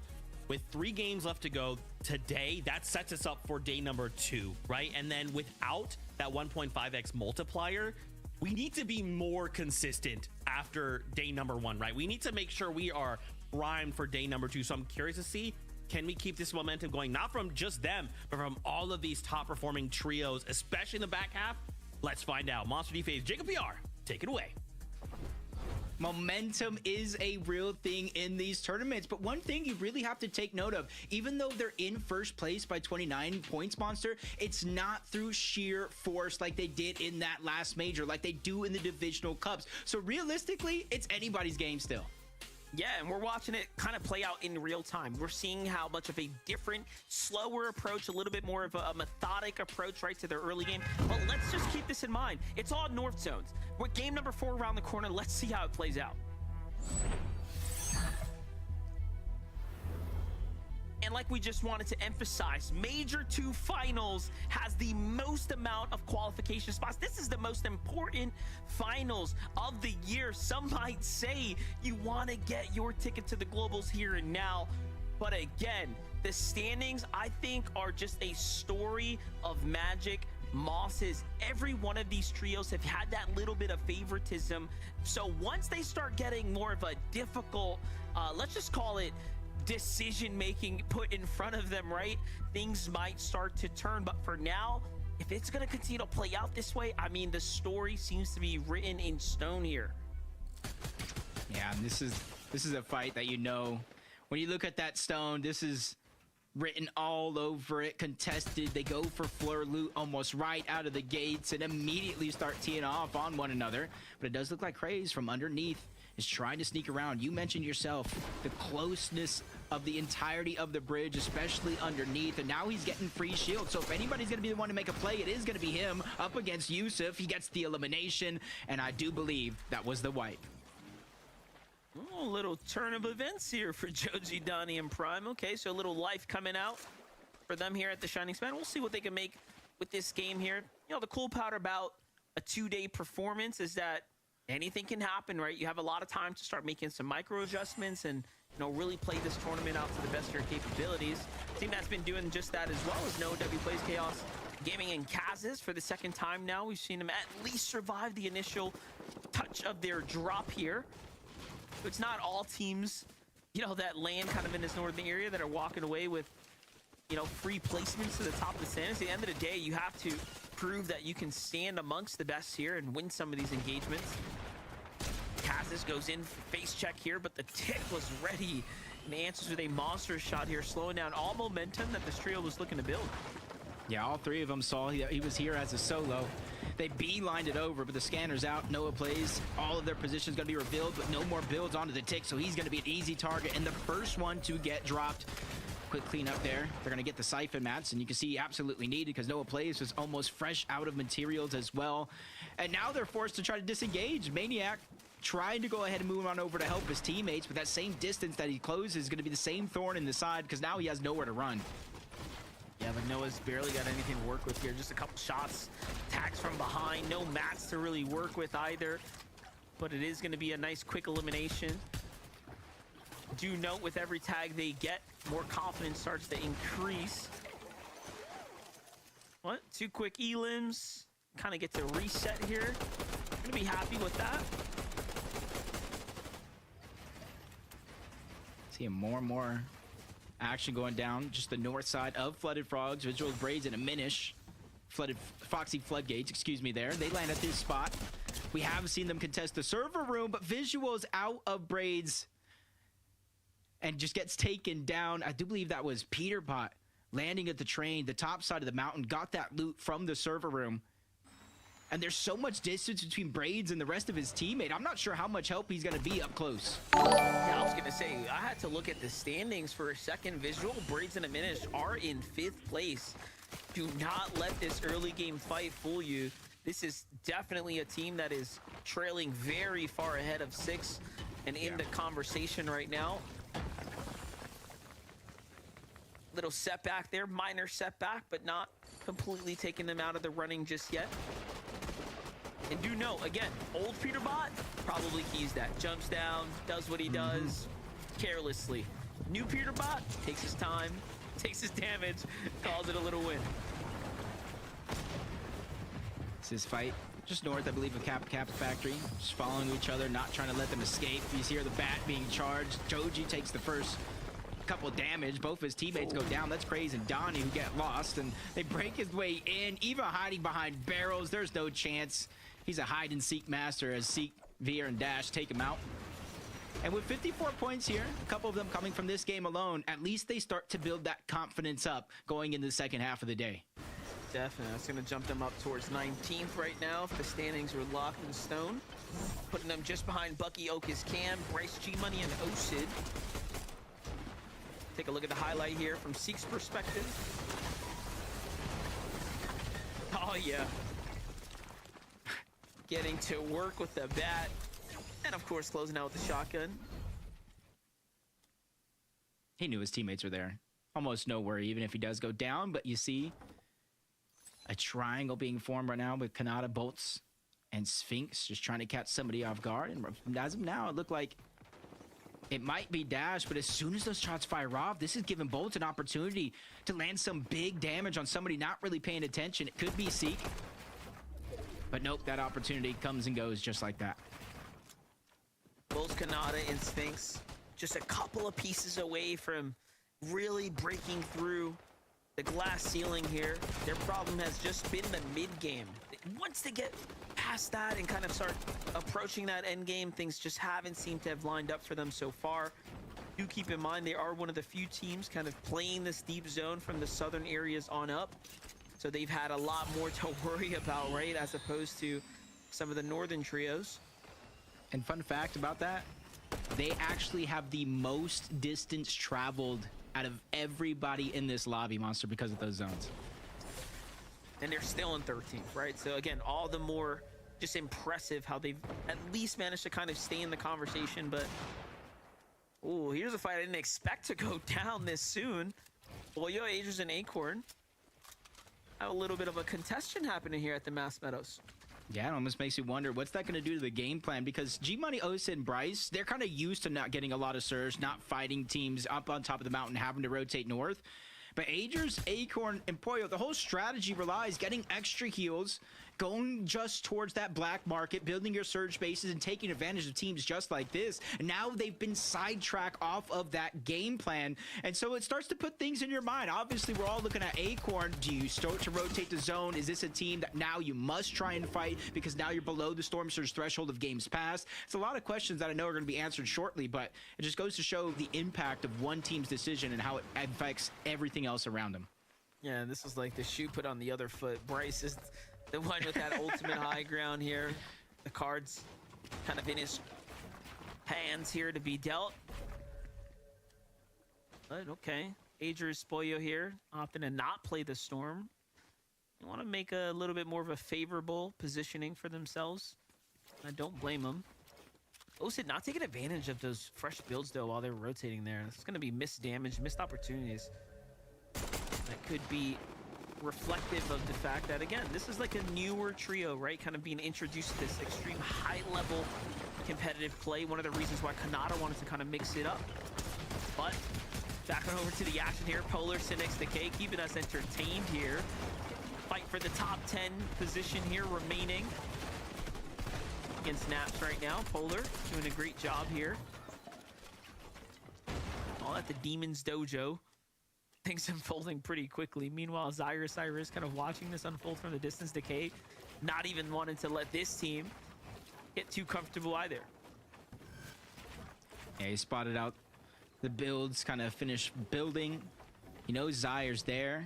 And it does look like Zyr's just going to be a big distraction. He doesn't have a shield. He has half HP. He's just trying to buy his teammate time so that way he can make that rotation off the side of Demon's Dojo, potentially try to get the reboot card for his teammate, or if they potentially have it already, get his teammate back into the game. But for now, they're going to be looking at the long game. Instead of little short wins throughout the course of the game, they're going to be looking for a revive and some big moments to try to finish this one off. Yeah, no information on where the trio went either, so they're just going to play the rest of this out blind here. Still big eliminations for them. Yamzo Higgs and Clicks right now, coming off that momentum, ridiculous win, 14 eliminations. Got to watch it back from Clicks' perspective in the speed at which he was able to react and pick up those two elims in the end was just absolutely incredible. But the setup from Yamzo, you have to give him so much credit. Yamzo and Higgs playing crazy angles there in the end game, opening up so much opportunity for them. Even turn that into Victor Royale. This is the strat right here, right? High ground, surge bases, base for tags. I know we haven't seen the zone yet, but it does look to be very reminiscent of the games prior.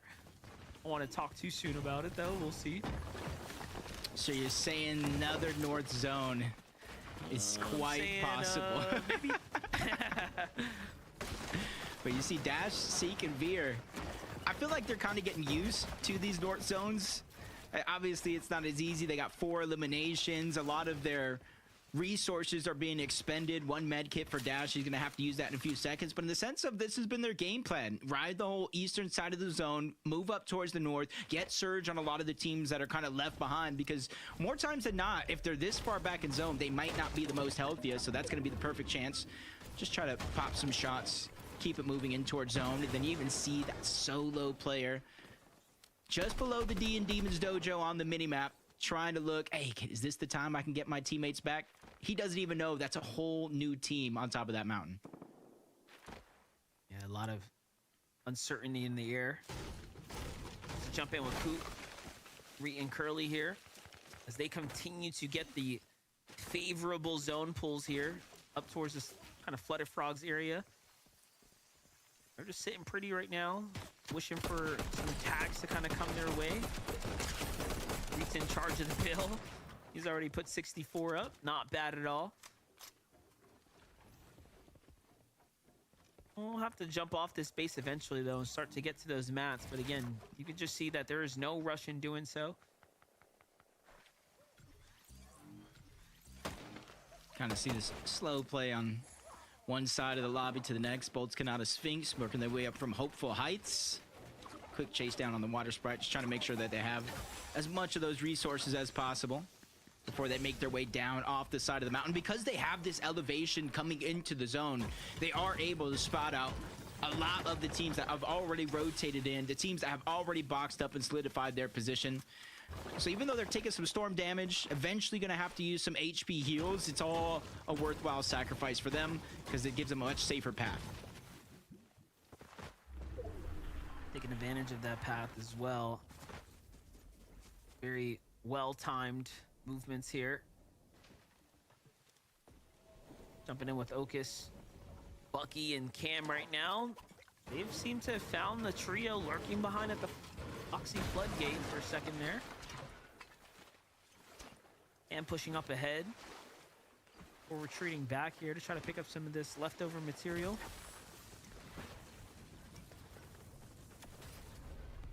Almost a much different position than we've seen him in some of the games before.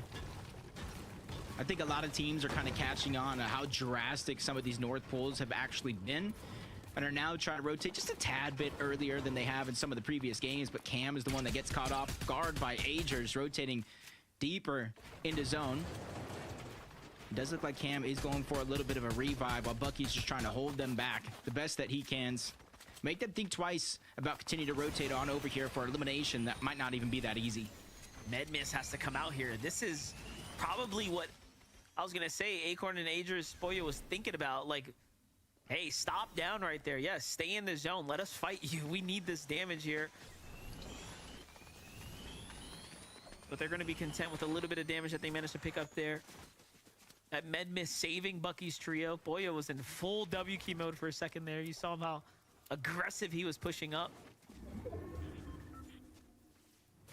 My only question about this entire situation is we saw Pollo, Acorn, and Agers fighting at Mass Meadows. How did Agers get the mythic drum gun? That's going to be a big question as Kanata breaks into the box, taking down King. First elimination of this fight.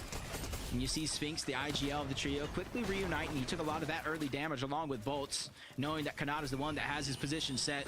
They all regroup, heal up, kind of reassess the situation. Do they want to continue to fight the team that they know is a duo, or rotate to zone because they know it's now moving further and further away? Yeah, but here's the thing. Kanata's team has done well with these storm fights, and they beat these teams over and over again when the fights have kind of gone down in these early situations. That didn't happen so much last game, but this is looking like kind of like the game one storm fights that set them up for success early on. So I think they're feeling really confident about these battles here. Jargu, all that's left on the trio. Sphinx is going to end up finding him, boxes him up, and puts him down. Nice little med kit fished up right there. Actually, 3 med kits for the trio. Oh, yeah, they're going to be super excited about that. Just the material count that I'm really going to have questions over. Did the team they fight drop enough materials to kind of replenish what they had lost up to that point? Because I saw Kanata was rather low in his situation as we jump on board Shogun's Arena, the island, Cold Ritual, Peterbach returning to their clouds, and now they already got the boss taken down. They have the medallion, the extra chug jug, and the height advantage. Blessings for the lobby that it is going to pull a little bit more north, so they're going to have to leave that island eventually. But until then, they have the luxury to be able to look back in zone just like this and try to spot out any players, whether they're a full team or not, rotating in. I was gonna say, let's not forget they just get to glide too, right? So like they're not gonna have a problem right now so long as they condition a lobby and or move sooner rather than later. We'll see what the decision ends up being here in just a moment. For the team that's trying to maintain the pace right now, Braid Diminish and Visuals starting to get just past the mid game right now here. No surge warning, so the activity in the lobby keeping relatively at pace here for a pretty fast game for game 4. But let's see how long that's going to last. Wow. Visual Braids and Minutes have each spent Less than 2 minutes in the storm, the lowest of any of the top 20 teams. And when you land at Foxy Floodgates, middle of the map, and it is continuing to pull north, it just goes to show that they're very, very proactive in terms of where they position themselves. They don't wait for Storm Surge to come to them. They go and look for it in terms of where they kind of set up shop. And game after game, it's been working out. So jump back on board Reek, Coop, and Curly. Finally rotating west of Flooded Frogs, not too far away from where they actually landed. So when we look about distance traveled, I'm going to be looking at a team like them to see how much distance they didn't have to travel compared to other teams in this lobby. Well, yeah, Acorn and Agers, though, losing the trail end of the kind of exchanges here. A little I'd say to my surprise, they've had, it hasn't seemed like they've been the strongest, and you think differently. Agers and Pollo, some of the better fighters on the region, but having a bit of a harder time. I think Higgs and Clicks both getting some eliminations. I do believe that might have been Okus that got taken down as well. In the storm, too.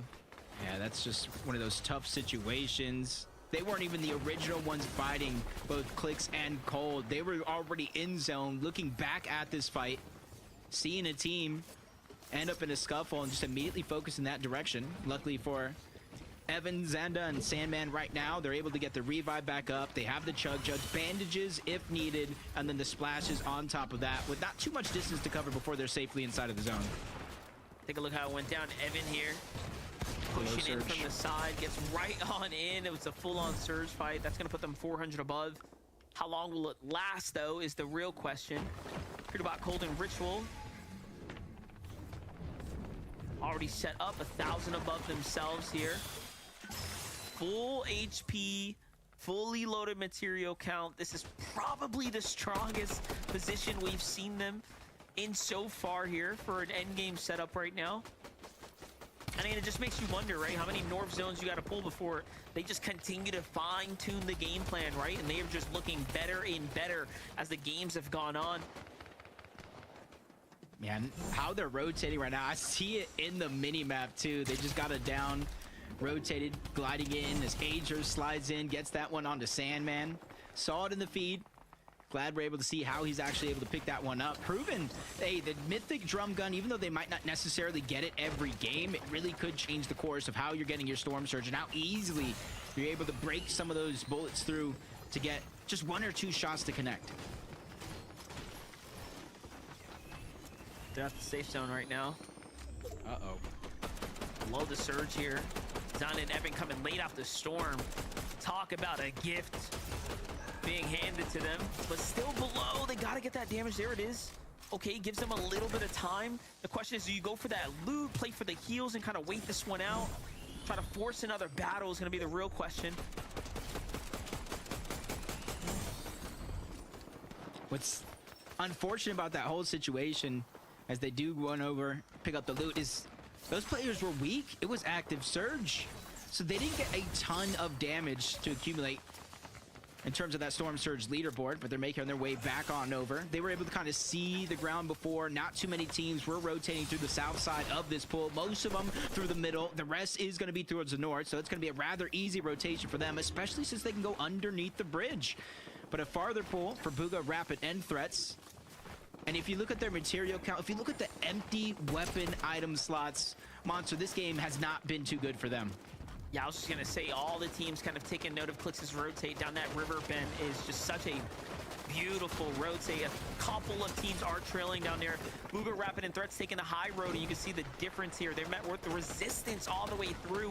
It really just shows you the little differences in how you approach your endgame strategy and how things are gonna set up. Yamzo, Higgs, and Clix. It's no surprise that one player's down here because they had to force the engagements here, but unfortunately, Clix is going to be caught from behind. Higgs now down to put up the fight here. Great tag here onto Bugha's trio. Still looking for a little bit more. 74 ball. This is not a safe position to be in by any means right now. Yamza on the hunt here. They're playing 2 different angles. Bugha under pressure from the lobby. Rapid falls probably to the storm there, so Higgs is going to be excited about that. they're going to know, hey, the team to our right could be a potential pickup, but first, got to get to the new zone here. Oh, and it does cut back on over towards the north. You see the whole edge of that zone right now overcrowded. Booga's feeling the pressure of it, runs out of builds, tries to go right back on over towards Threats. Creon gets cleaned up. You see the very little bit of mass being spread out between Threats and Booga. And now they don't really have the luxury to be one of the first teams to rotate. They have to let all these teams rotate out first before they can even move a step. But over on that left side, Muzz, Rise, Yapko, they already made their way on over. Agers, Acorn, Pollo, Peterbot, Cold, Ritual, a lot of our top teams on that leaderboard being very, very proactive for these next couple of zones. Yeah, Aegis, Boyo, and Acorn continue to do these late rotates. This is like an after game one adjustment to their strategy. Peterbot somehow a little lagging behind as well here on the move, but I'm most interested in the high ground. Re is on height. Let's not forget, Re came into this game in second place, so if Peterbot, Cold, and Ritual can't find themselves some prime position to make this end game go all the way through to the end, it's going to be all but over for that lead they've managed to build themselves. Look at this setup right here. They have fully connected this space now. They are matted up to the gills here, and it is looking like a coup win here potentially. Yeah, what a transformation of this trio. Reet starting off as the IGL, then the global champion, takes the driver's seat a little bit. Dual forces here is underneath Pollo, Acorn, Agers. Just trying to make sure everybody stays off of their low ground. If they cross their path, it is going to come at a risk, but now moving up over the mountain. They find an opportunity. Booga goes down. That was what they were looking at. Since they no longer could solidify it, they see threats as well. They're assessing the situation right now, seeing if any of that loot can be theirs to grab, but the zone is going to pull back over towards the south, so no max pulls for anybody in this lobby. And this is kind of interesting because Peterbot, Cold, and Ritual have all this old material they can recycle essentially for this rotate. However, we know they're not content with not being active in these end games. Expect them to make a big move, and no one has looked up for high ground just yet. So what you have right now is Coop, Curly, and Reet with this monstrous, fully kind of developed fortress taking place right now. And it's only going to become more and more difficult to overtake them. Meanwhile, Peterbot, Cold, and Ritual, like I said, we're going to be looking for them to get active right here.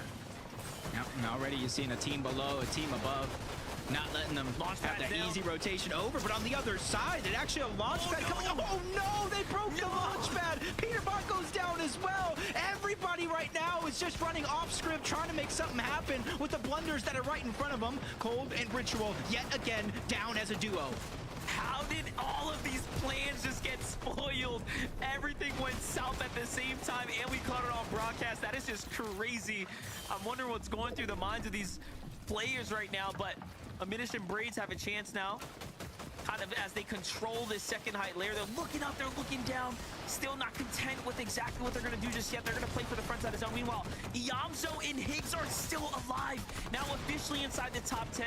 Acorn, Aegis, and Boyo had been taken out to the hands of Taki's trio there. And this is just really starting to go downhill for everyone else in the lobby. But if you're Recoup and Curly, you are absolutely thrilled at the opportunity here to start dropping your way up to the top of the standings.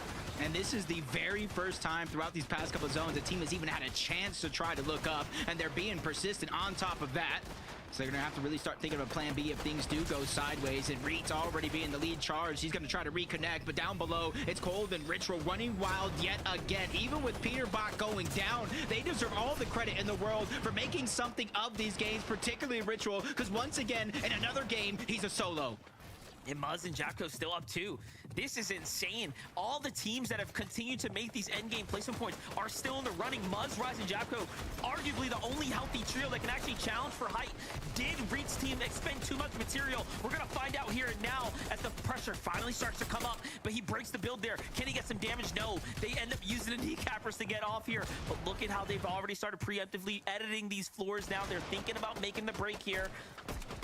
Players are starting to come down, though. You get to see it from Reed's perspective. 28 builds still, plenty to work with. Kneecapper in hand as he jumps up, just really taking advantage of the high ground hold here. Near miss. No, even takes a little bit of fall damage. Curly goes down to Muzz. That's a big blunder, but Reed's still battling for it. Muzz, Rise, they're trying to make their way up. Yapko's still alive. The trio is taking everything they got and putting it to the test as Cooper goes down as well. And now we have another team on the high ground. And Monster, this is redemption. Remember last game, they lost a crucial 1v1 to Clicks to lose the game overall, and now it's their time to shine. How's the Yamzo still standing, by the way, inside the top 5, clutching up points right now? Aviv, Chip and Skittles, though. Pressure's on them. Conversations on them right now. What can they do? But hold up. Don't count down Higgs. He's still going. 6 eliminations now. Trying to find another. Reed jumps down to low ground. Desperate, and he gets swallowed up by Yamzo, too. And a complete finish. Yamzo, though, goes for the sacrifice plays. Higgs playing the outside of zone. Finds a shot into Muzz. He could be the disruptor. Everything's starting to fall now, and the story is unfolding as Higgs is the last man standing there behind the wall, but Muzz wins the game there in a reverse fashion. Yeah, they got their revenge, and they got it on the team that took them down in that last game. Muzz, Rise, and Yapko are finally catching that form. They land at Shining Shafts. The zone moved in their favor, and they played that one to perfection. All the way down, Monster, to picking up that high ground play at the perfect moment to take down Curly, Rise, and Cooper. I'd love to see the story kind of go back and forth right now, but it's all eyes on Muzz, Rise, and Japco here to talk about having the heart to go for high ground here. We thought it was all but over as Coop and Ritual or Reed there had the high ground kind of safe and sound, but look at Japco cook here, picking up Elim after Elim, and then closes the deal onto Higgs, and Higgs nearly clutched that one out. What a game 4 that was for us there, Zeke.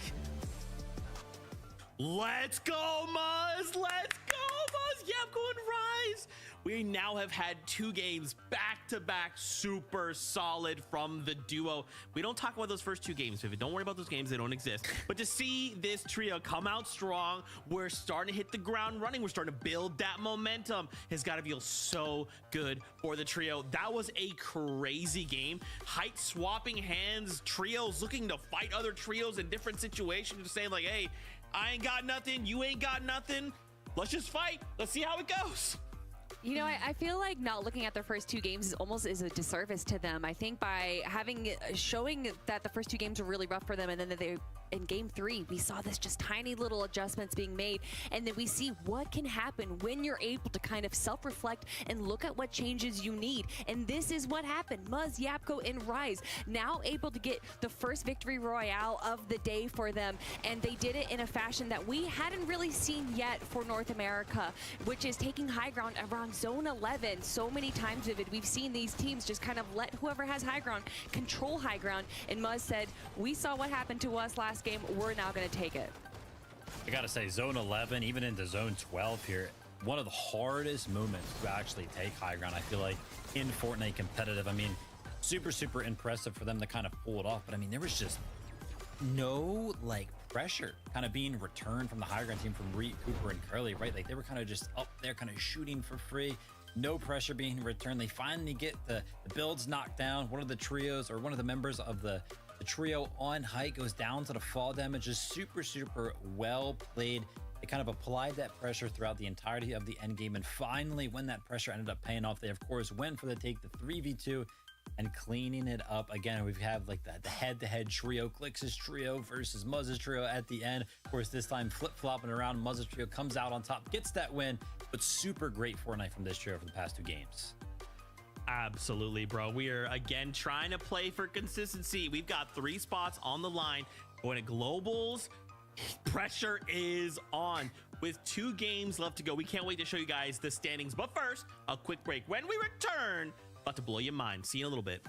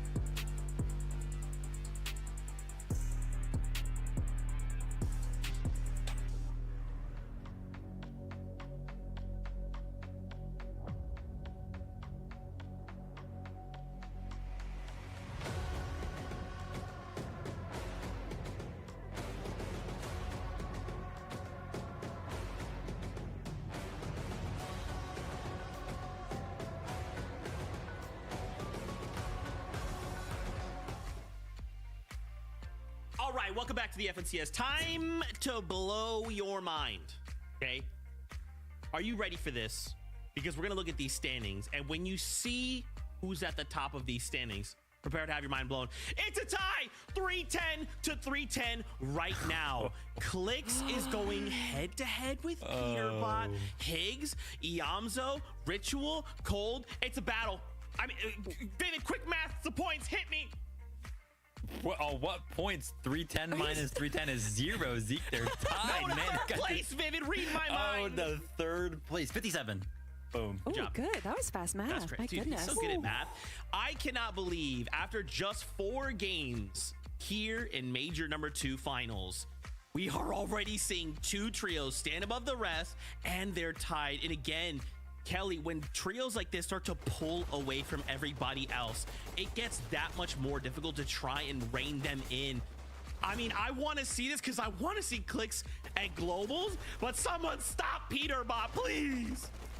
It's so hard to stop Peterbot. Actually, I should change that. It's so hard to stop Cold and Ritual right now because they have just been doing such a good job when they go down into a duo. And obviously, Peterbot is grabbing a ton of eliminations in the early and mid game so that when he does go down, he's still bringing value to his trio here.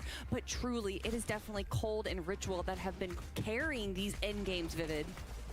Yeah, I can't believe we're in like game 4 and we haven't had Peterbot kind of alive in the final moments for the trio, right? Like crazy stuff. Haven't had a Peterbot-esque game. I was for sure thinking, first 3 games, whatever. We'll start the same in game 4, game 5.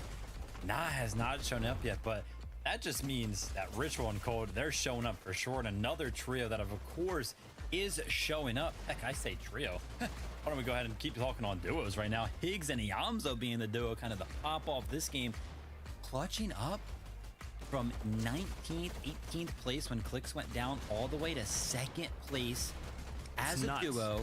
Eventually Higgs being the solo. That's crazy.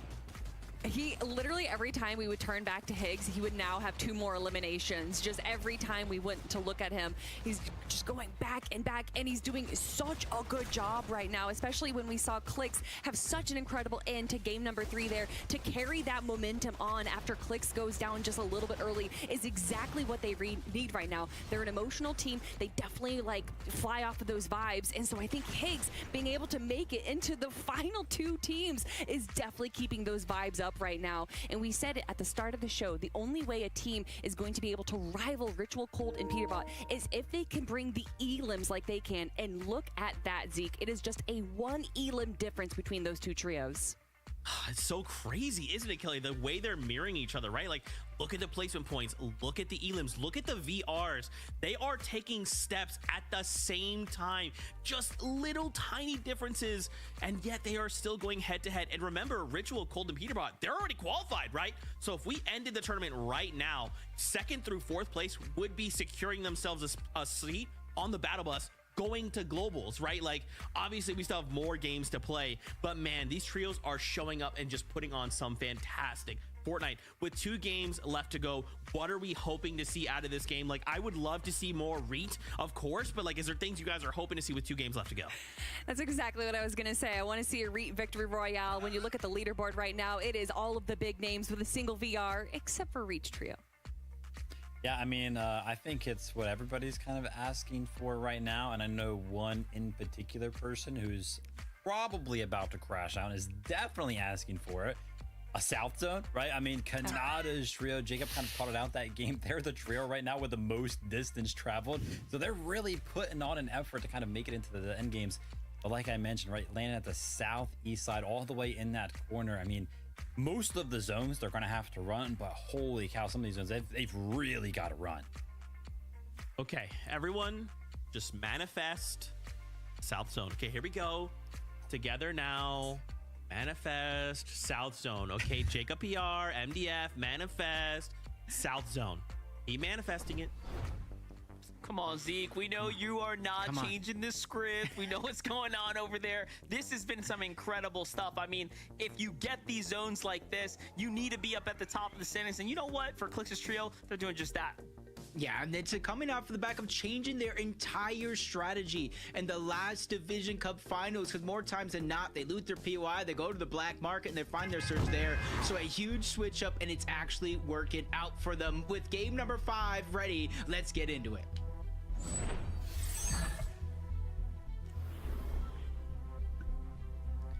And this is it right now, Monster.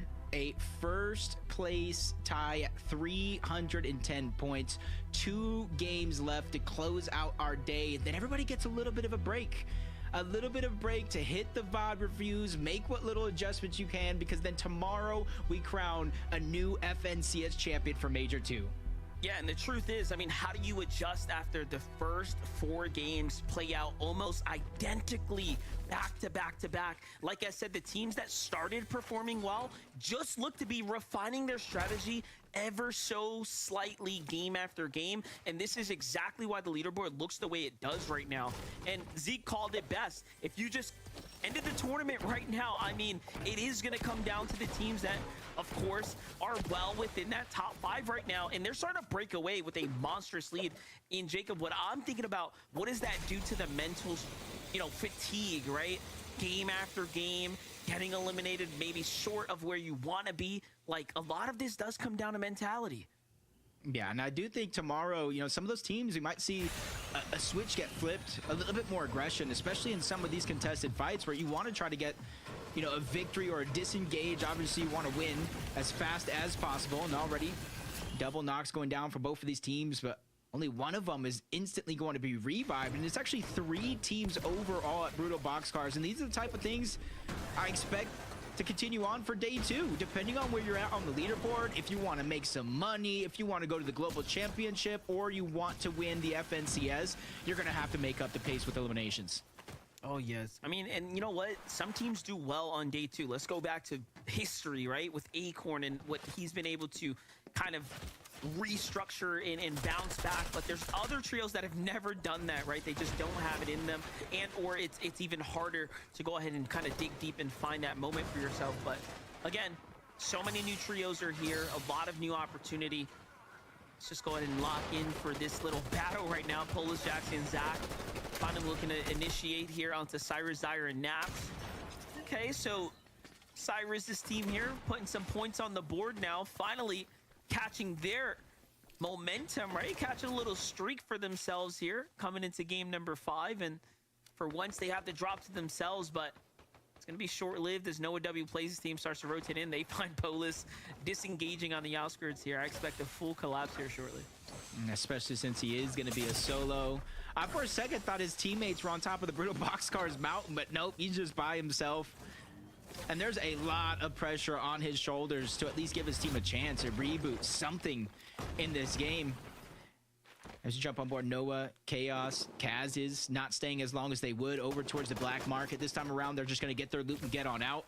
Muzz, Rise, Yapko, quick to get their early elimination onto 1 and push the team out. And this is where I'm saying everything kind of speed up here in the 5th game of the day.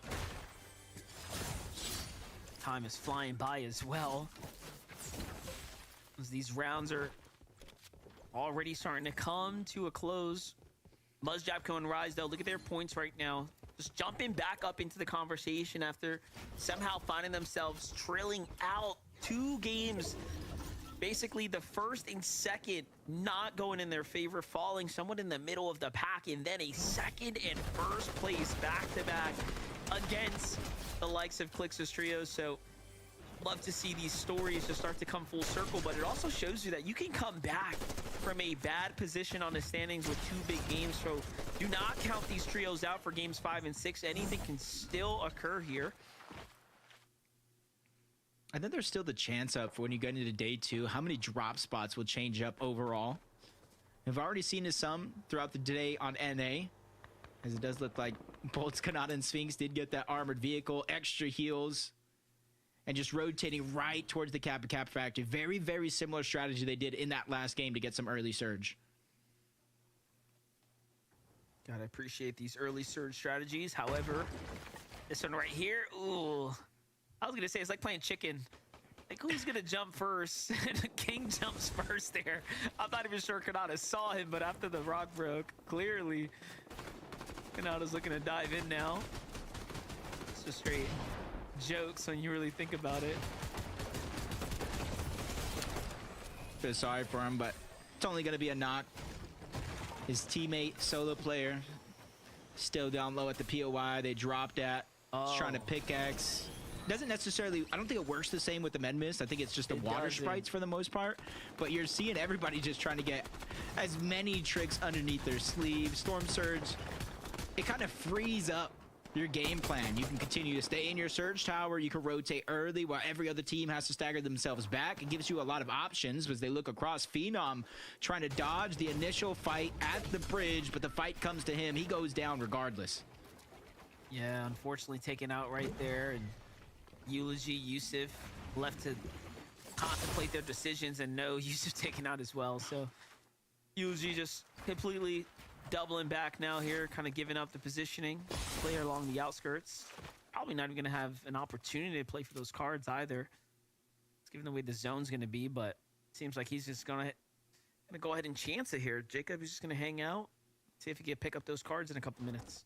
Yeah, luckily for him, we might have another north zone. You already see it on the edge, pulling up towards the north, pulling towards the west just a little bit. And so for him, he's just hoping a lot of those teams that, particularly the one that got the eliminations, continues to rotate towards the north along with the zone. That'll allow him to go back into the zone, get the reboot back up, and depending on how far it pulls, his teammate will be able to get a little bit of a chance to let up. Syra is taking down Polus. We saw Polus was a solo, so that team is out of the game here in game number 5. They got one more last chance on the day, and hopefully they can make some minor adjustments with the time that they have at their hands. You can see while we're chilling in the early game, go check out that shop. Pretty sick merch. They're starting to approach the FNCS Pro-Am coming up. There's so much exciting stuff happening here. It's definitely feeling like such a finals weekend so far. Got to respect the competitors, giving us an amazing set of first 4 games. And things are just heating up. Things are just getting interesting now, Jacob, because we have a tie, right? 3-10 between Peterbot, Ritual, and Cold. Clix, Yamzo, and Higgs. See, they've averaged 11.7 eliminations per finals this season. And you can see that's on a kind of a downward trend, because game 1 they have 6, game 3 they have 7, last game they have 7. The only game they have at that average or more is game 2, where they actually were able to pull off that victory royale. And you're seeing how the change of pace is really affecting a team like this, rightfully so. The most aggressive team, I feel like, in the history of the game, particularly the FNCS. And when you kind of force them to slow things down, really think about their moves, sometimes it just gives your opponents a little bit more time to work with and kind of formulate a strategy to fight back. Just to go down history lane, I think the most aggressive team in all history, MMB. Ah, you got me. You know. All right, I'm just gonna put it out there. Peterbot is the GOAT, but the trio GOATs, MMB all day. But Tony, Noisy, Creon right here, getting active right now. A little bit of a kind of messy fight here for the teams here, but Brutal Boxcars has just been this all day long. You know, starting off, Tony's team was doing so well, maintaining kind of their top 5 position, and it just seems like that strategy not sustainable for them, as it's kind of like digested its way down into just, again, messy fight here at the Brutal Boxcar. And it almost surprises me because of the buff, so to say, to pump power, where they're landing at, the extra gold, the dill bits. You can see the extra splashes, and the mythic AR that they no longer have because they just lost it in Creon. I would expect them to kind of be following suit to the meta, you know, using the extra heals that they know they can get from the black market to try to get surge, but they're staying true to what they know, playing aggressive. Unfortunately enough, though, it did cost them in this game, giving up not only that mythic collateral AR, they gave up some splashes, they gave up hope to Josh, Causers, and Magma. Yeah, definitely, and they're just going to move on out, so everyone here just somewhat disengaging, but another team rotating in, so we'll catch up with that fight in just a second. For now, though, we just catch up. Let's catch up with Curly, Ree, and Coop here. They have just found themselves in high ground. They found themselves in multiple end games, and time again, they've played this so well. Last game, though, you just couldn't expect Muzz's trio. Kelly had a feeling that Muzz's trio was going to end up taking a stab at it, but for so long, no one looked up. No one even tried to contest them, right?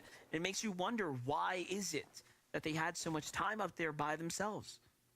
Yeah, it's just, I think the chaos of the zone pulling towards the north, a lot of teams expending their materials, and then Storm Surge on top of that, kind of forcing everybody to go box to box, toe to toe. Bryce just peeking out, trying to land some shots on Evan and Sandman, and Peterbot over towards Crime City. Finally a fight where they can start to feel a little bit more confident, and that's going to show as Peterbot gets the first drop onto Jojo Fishy. Pike's trying to disengage, but Cold hot on his tail. And immediately as he runs away, they backtrack to try to 3v1 the last solo that's here, which is a Yoxi. Luckily for him, his teammate's going to get a chance regardless of what happens to get the reboot cards. I like this push right here from Peterbot, Ritual, and Cold. This is looking very reminiscent of Major 1 type aggression right now, taking these fights, wrapping them up, and getting the damage this way. See, I thought he was going to be able to get out. It was just a wild thought in my imagination, but Peterbot, he's getting back to his old form, Monster. He went and pushed him as a solo. He said, you two handle this. I'll take charge on the other side. And this is after already getting this elimination on the Jojo Fishy to open up the fight. You see Jojo, like, he was just so many steps behind. Peterbot already had the cone in there. It was already, you know, kind of building. My gosh. It shows you how sharp he is. Updating the look on the standings here in real time. Ritual, Cold, and Peterbot set of eliminations thrust them way up. 4 points for Elim really does start to come into effect, especially later into the tournament when teams start to slow down, really think about their positioning, and almost, you know, harbor the fact that they are in the standings, in the race for a win. It's always those adjustments in the strategy that can end up backfiring. But a team like Ritual, Cold, and Peterbot, they've already qualified for globals. They are just playing differently, and they're going to continue to play better because they don't have those pressures, right? That's my one concern about Clix, Yamzo, and Higgs. Yeah, and I know I said it last game about Kanada's team. Well, after game number 4, there's a new team in first in terms of distance traveled on the map, and that's Cold, Peterbot, and Ritual. It's not a large number distance, maybe like 6 meters between them and Kanada's team, but it just goes to show, even though they do land closely towards the north side of the zone, they're still constantly rotating around, trying to find damage so that they don't end up having to think about it when they're already below the threshold and really out of options. See the Brutal Box cars just at the edge of the mountain. That's where Bucky, Cam, and Oka's going to position themselves at. It's kind of separated, though. You see Oka's on the side of the mountain with the drum gun. He's going to be the one kind of appointed the role of just spotting out a lot of these teams with that thermal scope. I was going to say, I don't know why they're down here. We all know they need to start heading towards Magic Mosses. This mountain is only going to be briefly lived. Visual Braids and Diminish. A little bit of an exchange here at the Brutal. Seems like Muzz's team has managed to rotate ahead. Already cutting off these late trios.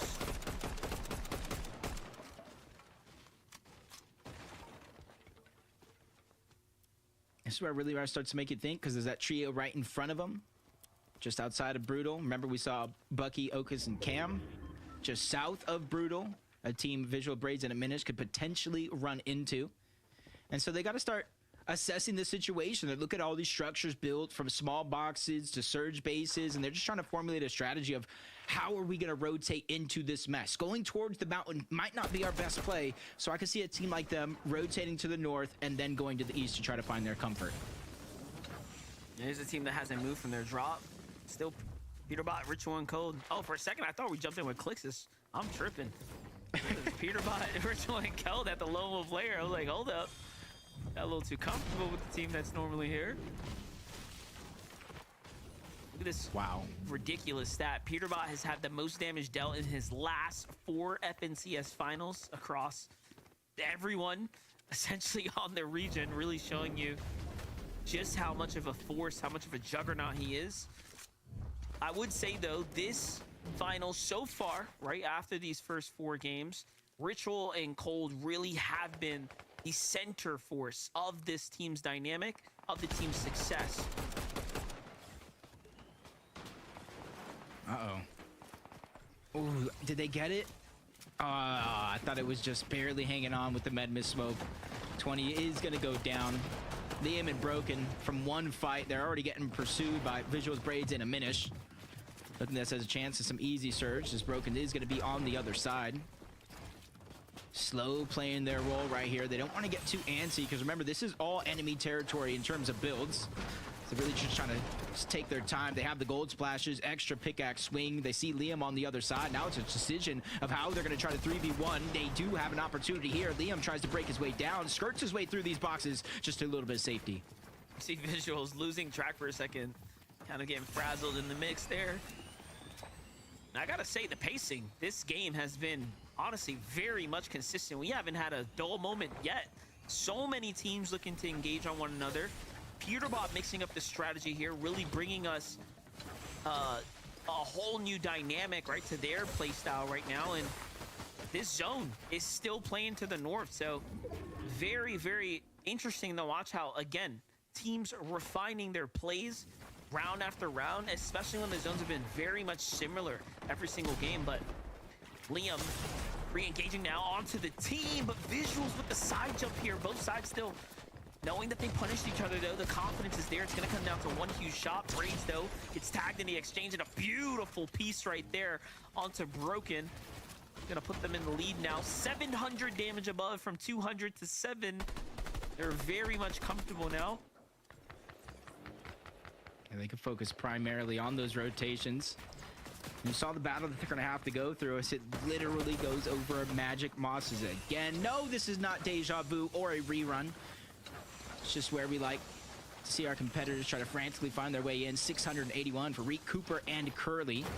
Not much distance for them to cover from Flooded Fogs to where they're at now, but instead of going deep into the zone, they're going to find themselves onto the edge and kind of box up and make space, seeing if they can spot out some other teams in the distance, but they get spotted out first by Taki, Ishao, and Vert.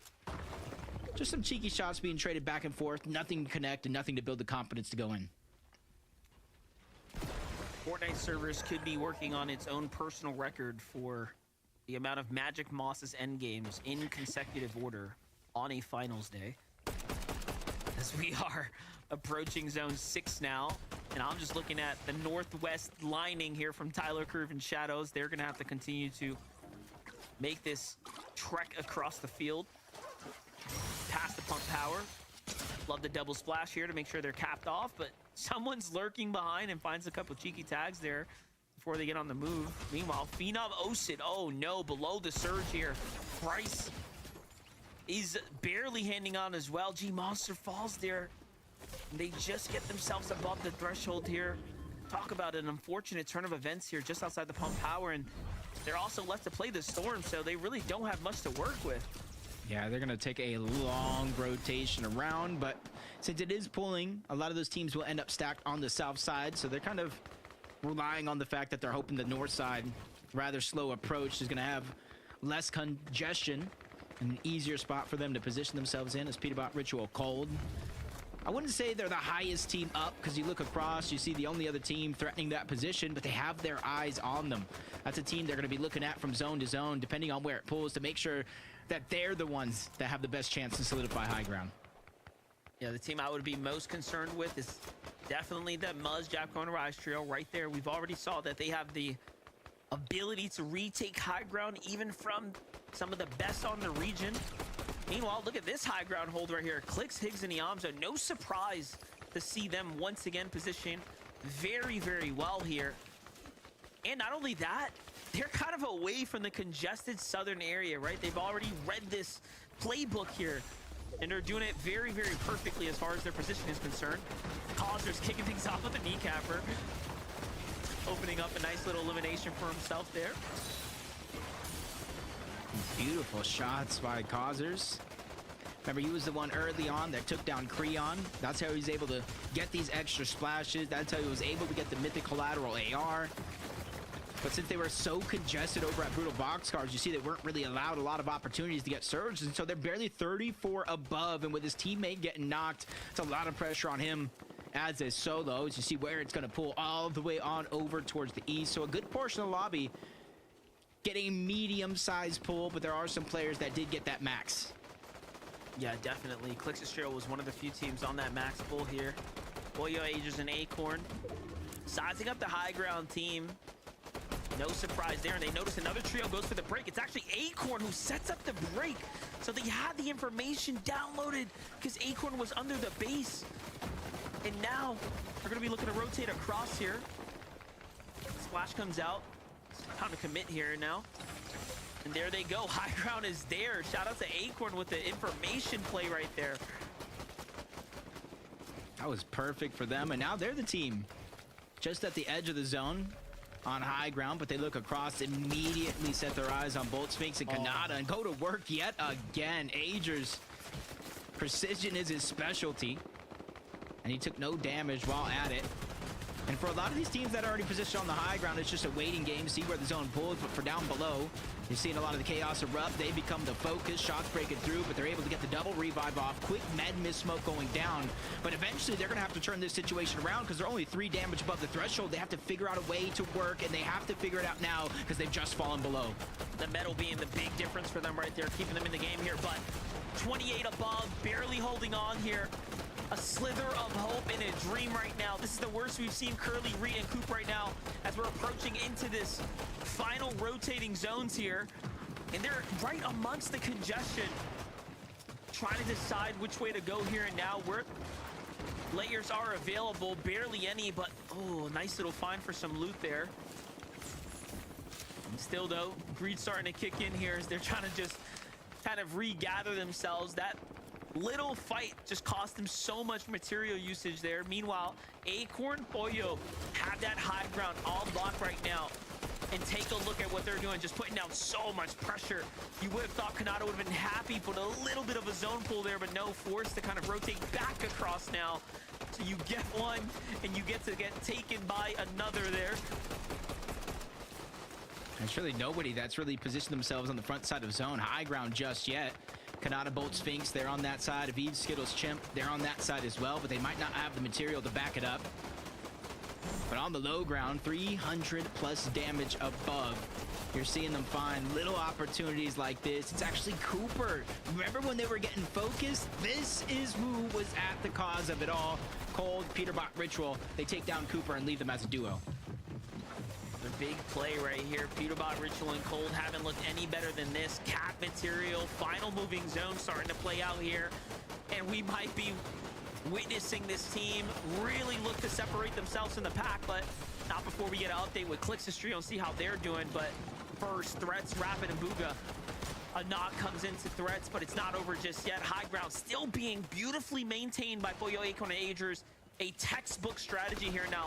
Do keep in mind, though, they are so high up that they're not connected to any other builds, right? So this structure is going to become increasingly vulnerable as the zone starts to pull across.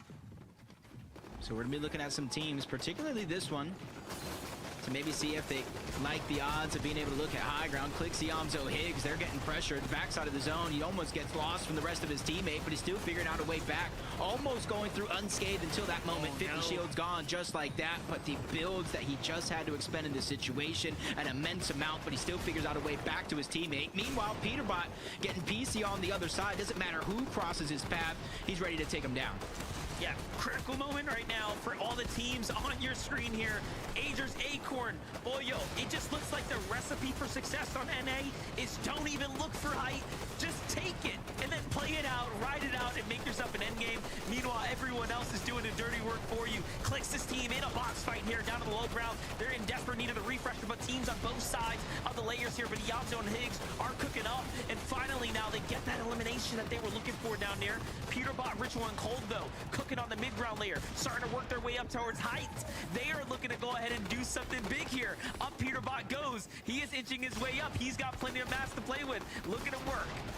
Yep, he's already changed layers. Didn't go for the high ground just yet, but now he's reassessing the situation. But as soon as that happens, they put the pressure down, and the battle's going to begin. Peterbot's going up. He's now warmed up and primed, ready to go, and he's instantly on the high ground. Ritual, Cold on the other side. They're following suit. Does look like Acorn probably made the call to disengage. It's not worth it, especially with the materials they likely have already expended. And look at that. He now starts to target them, gets to the front side. He is just outplaying them little by little, but Acorn Forest team goes for the med miss. That's the perfect play to keep this team distracted, keep them on their toes. Peterbot, Ritual, and Cold can't really get situated here, and they're starting to run out of material. There goes the little mad split count. Peterbot steps into the zone, but no! Ritual falls there from another team that seemed to have focused them. And high ground, it pushes back. They are all ready for it, but with Ritual going down, that leaves him in a 2v3 situation. Peterbot quickly running out of builds, 3 materials left, forced to drop down low. Cold is gonna follow, and they've retaken their glory in the clouds. Pollo, Agers, and Acorn have waited for this moment. They have 9 eliminations and are looking for more. If Ritual didn't fall there, that was a ridiculous play from Peterbot, but hold up. He's still going. Don't count him out just yet. This is what we've been waiting for. Now he's the last man standing here. Rapid barely switched away, and he misses the chance, the opportunity for the Siphon. No max now, and it's all up to him. We've seen him in these situations before. Starting the game off a little bit colder than we'd expect, but he's still hunting a predator in the jungle right now, trying to figure out where they're at. And there goes almost a 1 pump. That's Kazis who goes down, and a pick-me-up opportunity as he gets the Chug Jug and the Siphon mats. Notice he looks back, tries to see what else is there for me to go ahead and absorb here, but there's nothing. Meanwhile, right below him, Clicks, Iamzo's trio, just waiting there for him. Down bodies everywhere. The time has got to be perfect, and then you attack. Peterbot's ready, but misses the first shot, finds another one, finishes off. Clicks there, goes back to the zone, finds a flopper. This is going to buy him a couple moments, but is it going to be enough? No, it is not. And now we're up to the last few players. Japco is up top, though, trying to play for the back-to-back victory right now, but Iamzo and Higgs are not going to let that happen. Yep, we've seen them perform already on the day as a duo. They already got a victory royale under their belt, and both solos are just climbing higher and higher up.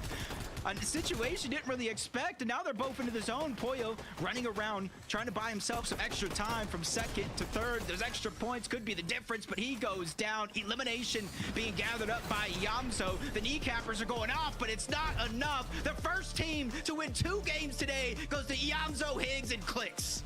And it is back and forth, a race for the victories between Muzz's trio and Clicks' here. All around, though, a spectacular showing. And who would have thought they would have won another game? Jacob, these north zones have to be taken off the conversation, because if it keeps going this way, it just makes sense that these teams are performing so well. But that is a part of the formula here. Let's just watch it back, though, one more time. Iamzo, Higgs, and Clicks just got so active at this mid-game. We weren't even focused on them, though, right? We were watching it from Peterbot's perspective. Yeah, and you see in multiple eliminations, this is where Clicks eventually goes down to the Storm, but he was able to do enough damage, give his teammates enough resources to continue to hold the entirety of that low ground and everybody else behind them. They were all in shambles. Up until this point, they needed to go for a home run that did not land. Clicks, Higgs, and Iamzo, we now know they're in first. By how much, Zeke? Let us know.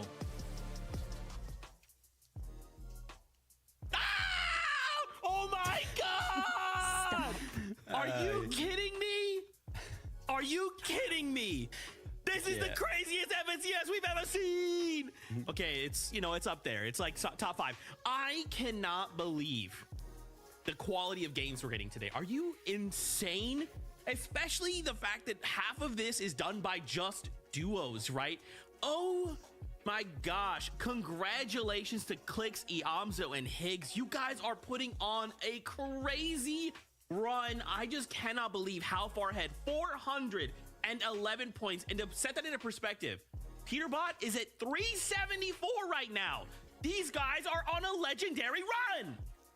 This is insane. I mean, not just the fact that we have Clicks, Higgs, and Iamzo currently in first place right now, almost at the end of day 1, which I don't know if we have ever actually seen, but also all of these end games, Vivid, are mind-blowing. I couldn't have tried to predict the end games being this way in a million years, where we have all the big teams grabbing victory royales and Clicks grabbing the second one finally, but all these different teams controlling high ground. We have all of our big teams coming down to duos and solos. I don't know what is going on this end game, but I'm here for it. I mean, it's just insane to me that consistently the 2 teams that are getting top 2 over the past 3 games are the same ones. Clicks, Higgs, Iamzo. Muzz, Rise, and Yabco on the other side of it, right? They are just trading second place, first place, back and forth right now. Another incredibly well-played game from Clicks, Iggs, and Amazon. They went into this endgame with 0 eliminations. They ended up finding 9 total. Incredible stuff, right? They're playing their endgame so very, very well. And I'm not gonna lie, those first 2 games that kind of happened on the day, I was like, oh yeah, maybe, you know, they kind of showed us what we could kind of expect. Maybe the group stage was kind of giving us a little bit of insight of how it's going to kind of go for them. We can go ahead and laugh at that group stage performance right now because they are absolutely playing so well right now. And I love the little adjustments that we're seeing from this trio, a trio that stays to the front side of zone. But from this point on, we can see, or not this point on, it's zone 12. But earlier on in that game, they stay kind of in the middle of zone right there. And I really do appreciate that the elevation and the ground was kind of weird. And I think that they avoided the front side of low ground because of that. And that allowed them to kind of recuperate themselves when clicks did go down. So again, love just these micro adjustments that are coming from these trios. 7th, 8th, 1st, 2nd, 1st. My goodness. Clicks breaks the 4th place curse, and we get a day 1 performance like this. The day's not done. A single game left to go, and of course, 6 games tomorrow. But if Clicks keeps this up, wow. With that being said, we have to prepare ourselves for that last game before we say goodbye. So for now, a break. When we return, we'll break down a few more things and set up for game number 6 from finals. So we'll see you real soon.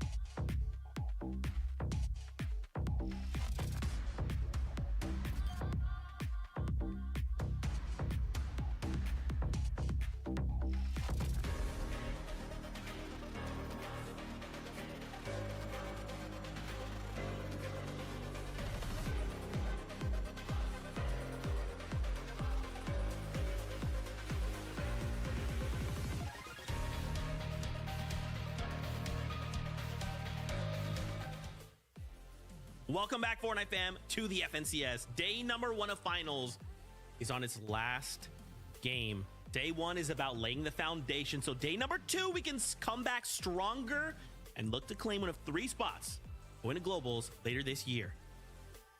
This last game, Clix, Iamzo, Higgs got themselves yet another victory royale. They are almost 100 points ahead of third place. Now, obviously, we talked about Clix, Higgs, and Iamzo before we went to breaks. We wanted to kind of go ahead and head down the standings, right? Let's go ahead and focus in on Peterbot, who is not letting go. So, just to remind everyone of Major 1, we actually saw at the end of day 1, Ritual Cold and Peterbot 90 points below first place, Agers, Acorn, and Poyo. And so, mathematically speaking, if we see another similar game from Peterbot, Ritual, and Cold, they'll be in a better position than where they were in Major 1 after the end of day 1. Now, this is something that we've talked about for the last 2 years about Peterbot especially, is that he is a day 2 player. Historically speaking, throughout all the majors, they have performed exponentially, or not exponentially, but they performed better in day 2. And now with there not being a 1.5x multiplier for the points like what we saw for Major 1, that's no longer going to have as big of an impact as we've seen last year. However, this is the first game we've seen Peterbot have that solo clutch, Vivid, that we know he can pull out.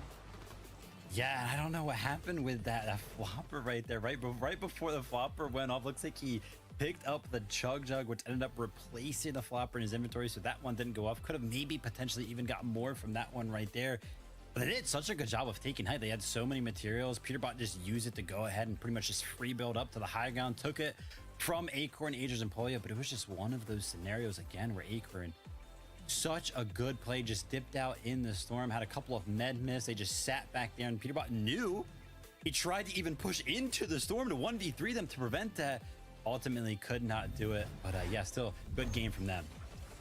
Yeah, another great game, obviously, from Poyo, Agers, and Acorn. We saw, once again, Zone 8, a little bit of a tower, which eventually turned into this incredible tarp that they had throughout the entirety of that game until Peterbot did try and steal. But the recovery that we had from this trio, just like you were saying, Vivid, them, once they lost height, pulling back a little bit, healing up, and then going once again for the high ground take.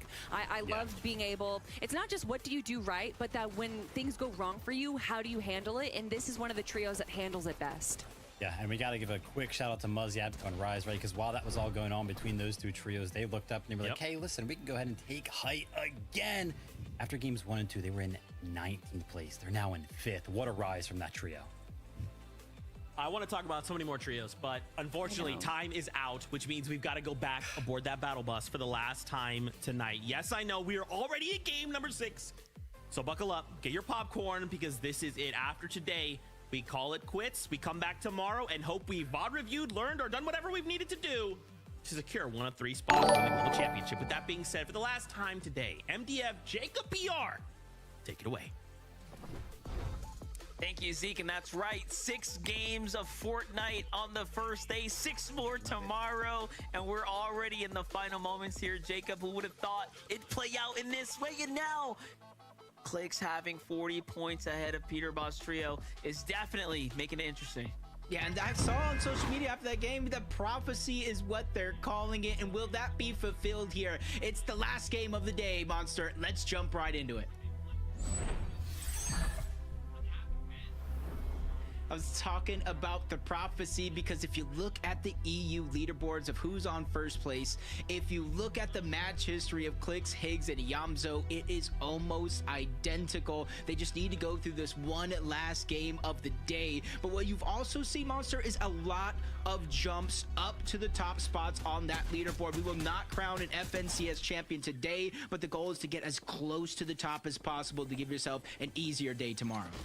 It's crazy because we're basically 1 day away from one of the most iconic FNCSs that we may ever have, especially for this year. This is going to be one for the books here, but again, still many games of Fortnite left in front of us. For Coop, he's already situated, jumping over to Noah W plays here in his draw spot. He's kind of mixing things up, leaning back towards the Magic Mosses. This has been his bread and butter. The Tick Fuse and Maniac also, of course, contesting them here. So this final game, they're looking to kind of play this one out, opting to disengage just ever so slightly. Yeah, I think ever since that first couple of games where they are actually fighting it out off of spawn, both teams taking a little bit of a slower approach, get some loot, don't necessarily engage right out of the gates, and give yourself, honestly, a fighting chance. but it does look like one team has priority over that black market than the other. So it's going to be a little bit of extra loot there, but back on over the bridge fight. 6 out of 6 games so far.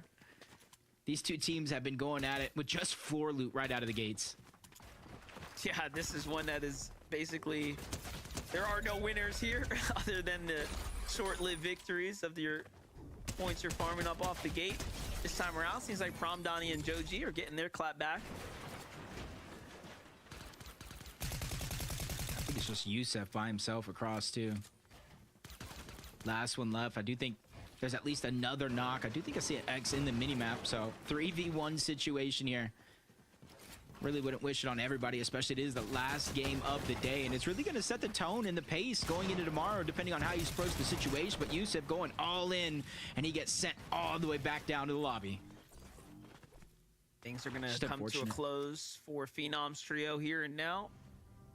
They're just going to have to reevaluate tomorrow, right? Like, what do you do when you have a drop spot that's kind of not going in your favor? It's one of your first FNCS appearances, right? You really do want to hit the drawing board. Business as usual over on this side of things, though. Crime City. They land over towards that server room. They get the train, and then they get all of this black market. And through most of these games, except for maybe one of them, it's been Cold kind of basing up on top of this Crime City black market, getting a lot of their surge at the top. This time switching a little bit of the roles. Ritual is going to be the leader of that one this time around. And you're seeing everybody sticking to the game plan. Or at least everybody that we know inside of the top 5 just sticking to the early storm surge strategy. Just got to work on maxing out these materials here and then get straight back to fishing for tags, of course. Click Sionzo and Higgs. Even with, again, how great of a day they've had, those Victory Royales have not come for free by any means. They've all been battled from the low ground, right? These are very impressive wins.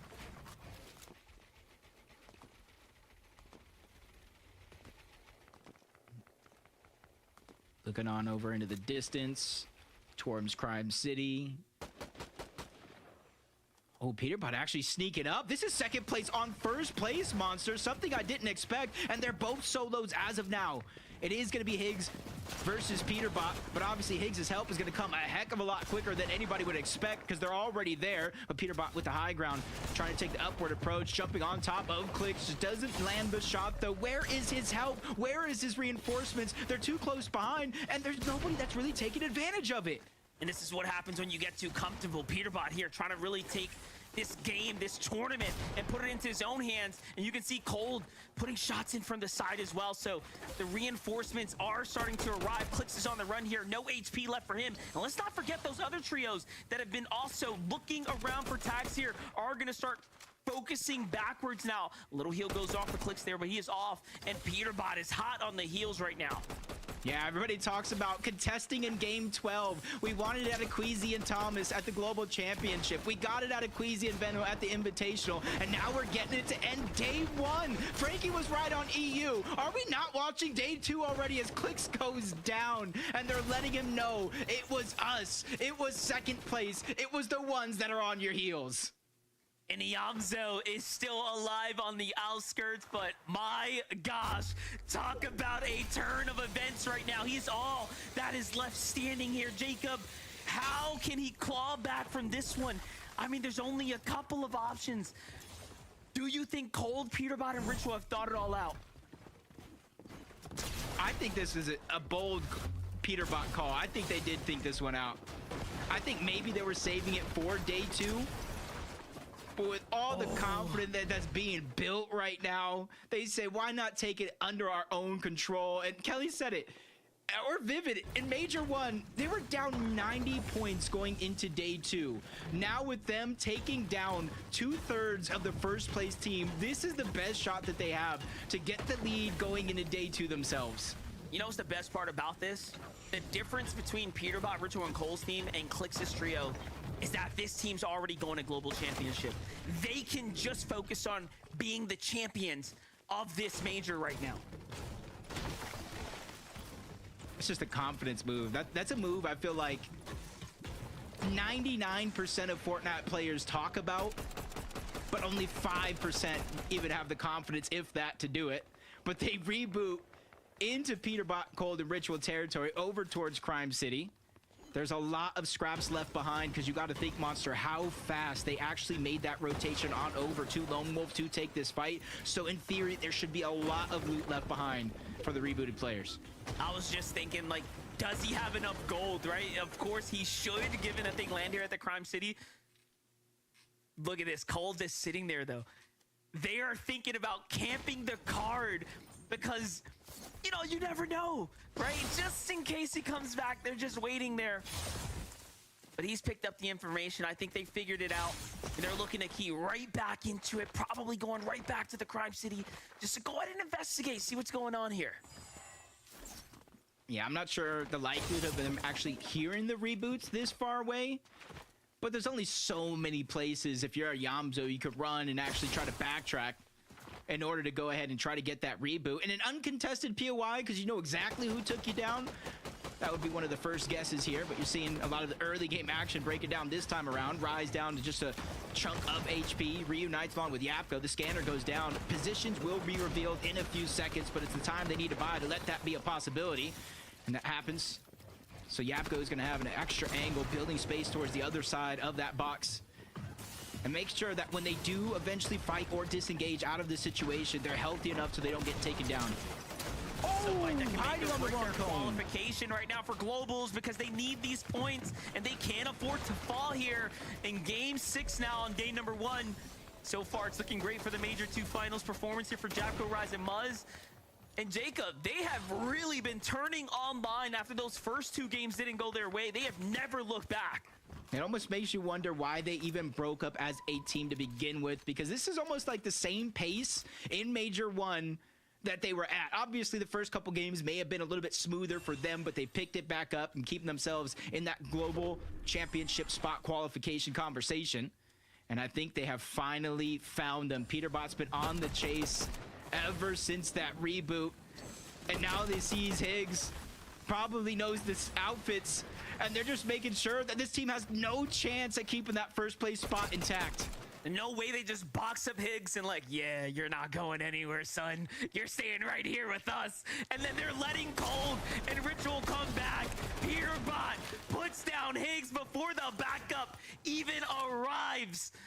What is going on right now? We are watching a clash of the biggest titans in the Fortnite community right here and now in much different stakes on the line, right? Peterbot is going to globals. This trio's going to globals already. Clix's trio has to keep fighting for it. They need to earn it this time. Clix, Higgs, Yamza started this game 36 points ahead of Peterbot, Cold, and Ritual. And I feel like they're just saying, hey, we're going to close that point gap, just farming eliminations onto you guys alone. That's 12 points straight off eliminations, closing the gap. It's only a 24-point difference going into the rest of this game as Cooper, Curly, and Reet. They notice the zone has a different trajectory this time around, pulling towards the south finally, what could be the first time today in FNCS in general. And so they're going to use that armor truck that they're able to get early on, along with those extra heals, to rotate as quick as possible and beat every single one of these teams on that rotation. I was just about to say, for Clixy, Yamzo, and Higgs, you know, it's almost like Peterbot is taunting them too, right? Because they could keep following them. They could take them down, but it's almost like, hey, how badly you want to go to globals, bro? Right? Like it's crazy because there could be a little bit of that extra intentional, like, yeah, let them get away. Let's keep it interesting. It's almost what it feels like here in game 6. But you got to think about it. Every time they get taken down like that and set back, they're not earning surge. They're losing damage. Things are getting reset. Ultimately, they are definitely falling behind right now. This is going to be an extremely rough game in a couple of moments. Yeah, but on the flip side, if they figure out a way to make it work, keep their first place position intact, it almost begs to ask the question going into day 2, what do you do to stop Clix, Higgs, and Yamzo after what just happened to kind of close out the last game of the day? As they're trying to turn it back. They know Crime City, relatively unlooted. Let's just try to get whatever scraps that we want left behind, kind of fill out the loadout before we continue to rotate in. For them and a bunch of the other teams on the south side of the zone, this is a much different ball game because now they actually have a chance to set up, a chance to kind of position themselves the way they want to. Already on the move right now. This is a team that's on the hunt. It's happening over here. Surge bases set up. Almost business as usual for Acorn, Agers, and Boyer right now.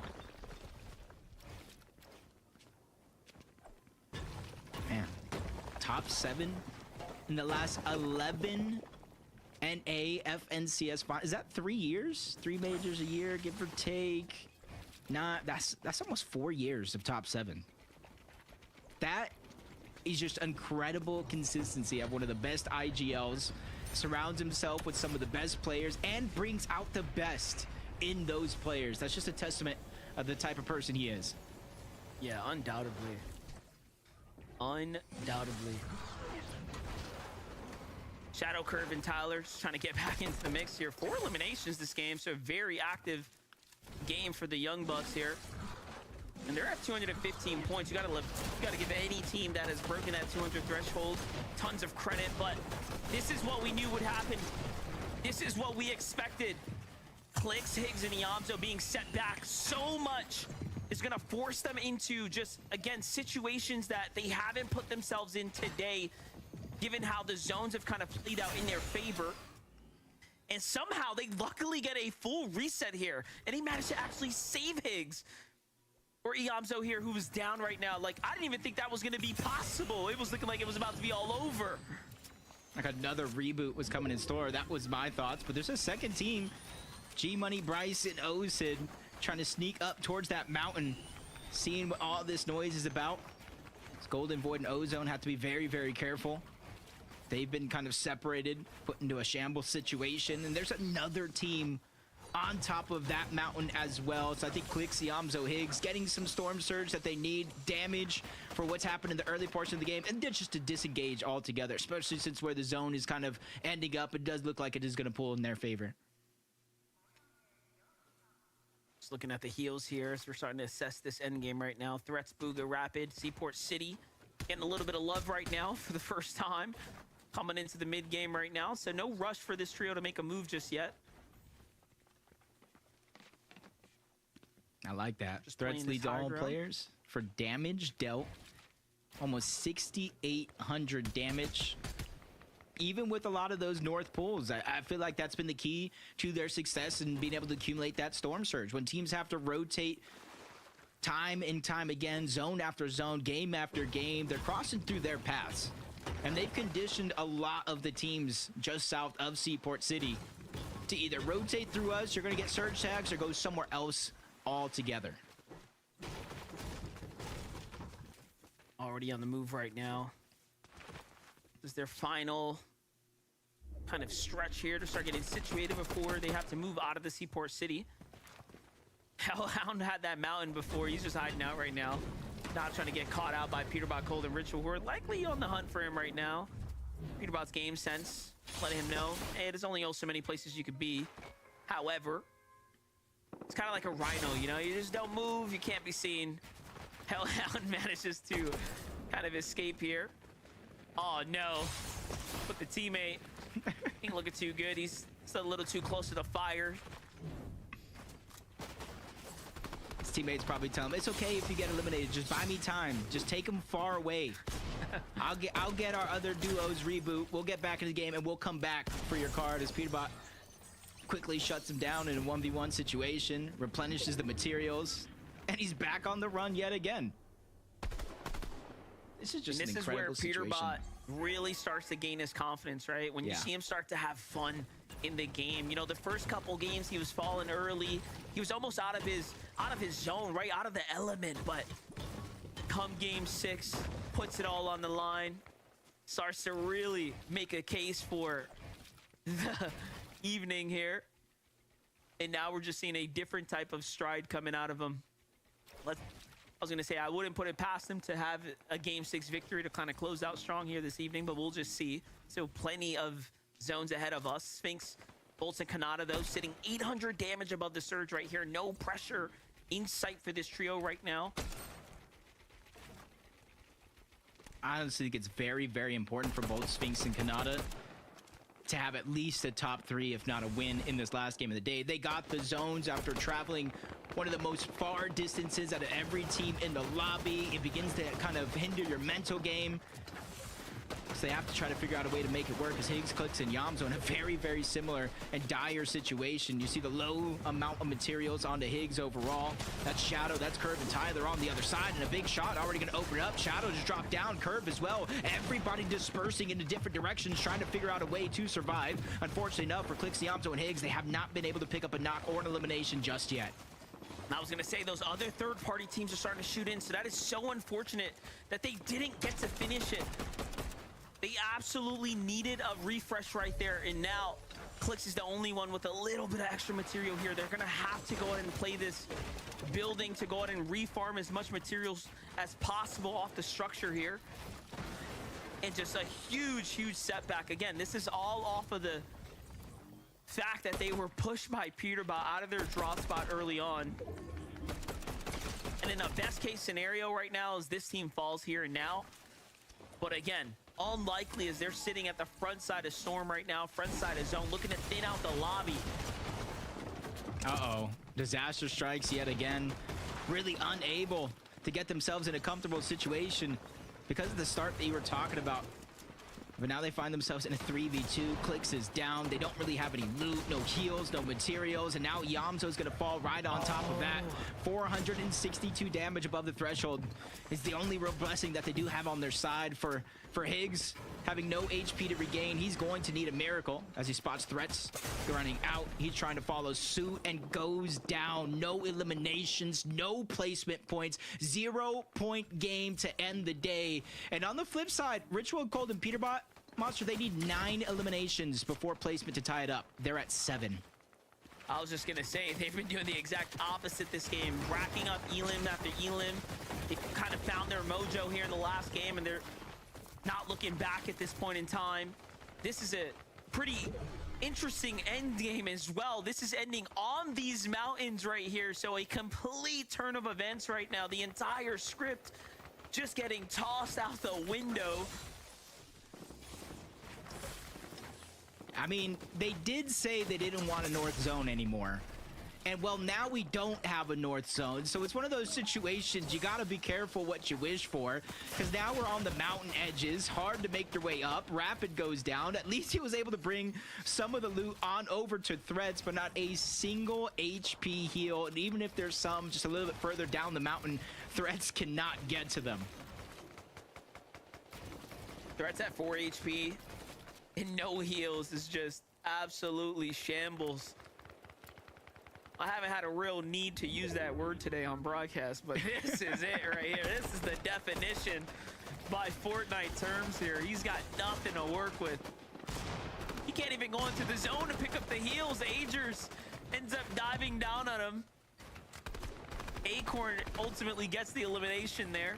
Meanwhile, Reet, Curly, Coop have a chance now to jump back up, put themselves in the conversation of a top 3 finish here. They've got a little bit of a mountain position as well. And they're honestly only 21 points behind third place, which ironically enough was Rapid, Booga, and Threats. For Reek, Cooper, and Curly, this could be the game that at least gets them into the top 3. Maybe more, depending on where they actually finish as Agers, Acorn, Pollo, just taking the side of the mountain.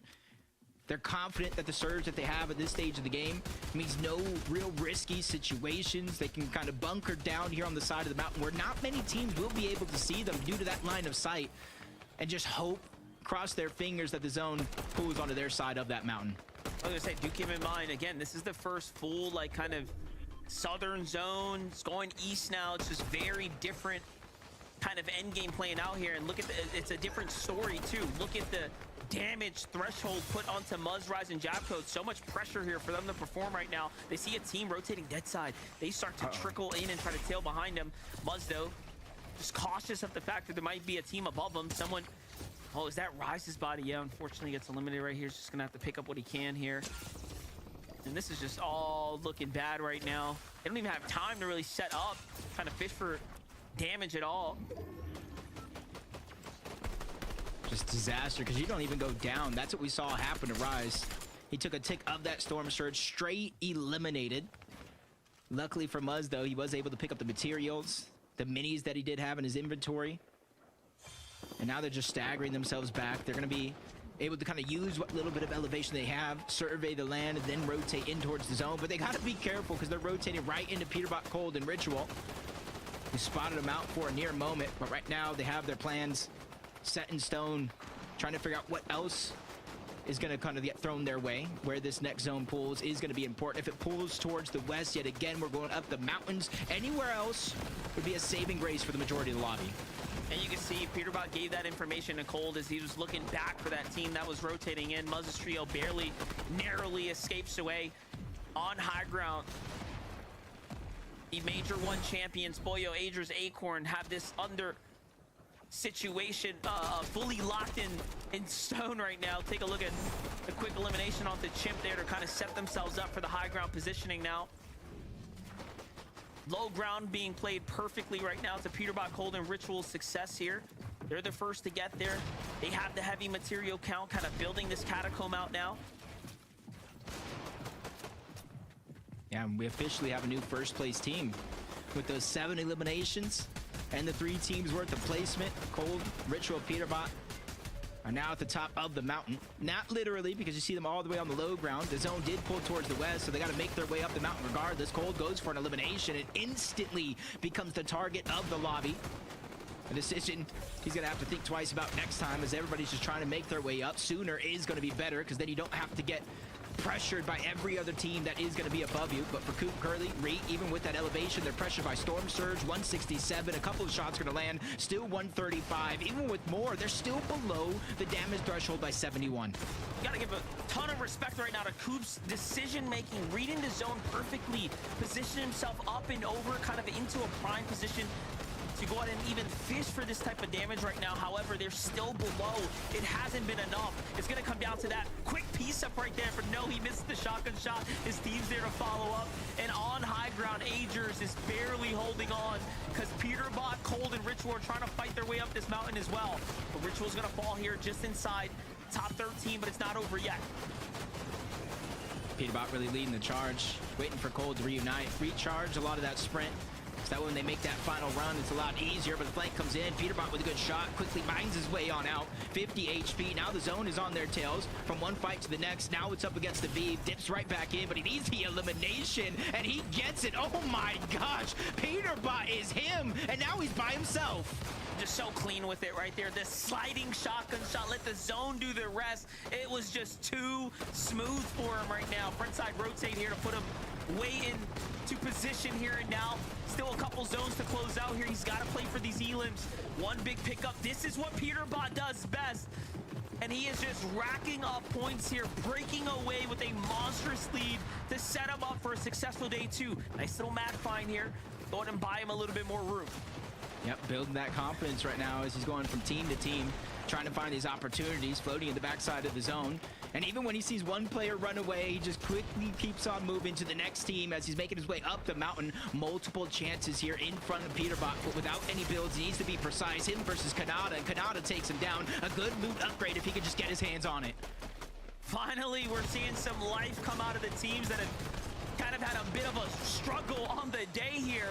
But here's the team that's managed to stay consistent. Oh, no. Reed, Curly, Coop, another end game, a top 5 position for them. They're going to be happy about that one. Meanwhile, Visuals Embrace playing the med miss on the high ground. All of a sudden now, Bucky, Cam, and Okus have a chance to make something big happen here. It's up against Kanata, though.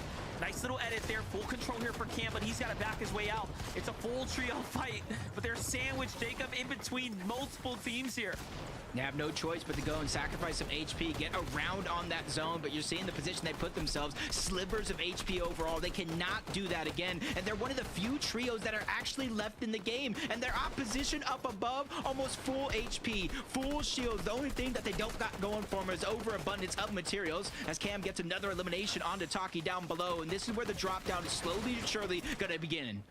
And you can see he's even willing to take the time. Braid's making sure he takes no fall damage here, inching his way down. He does not want to give this one away and puts himself in a favorable position to find cams there for the elimination. All he got to do now is wrap it up, and this is going to be a great game dub for Braids and Visuals here.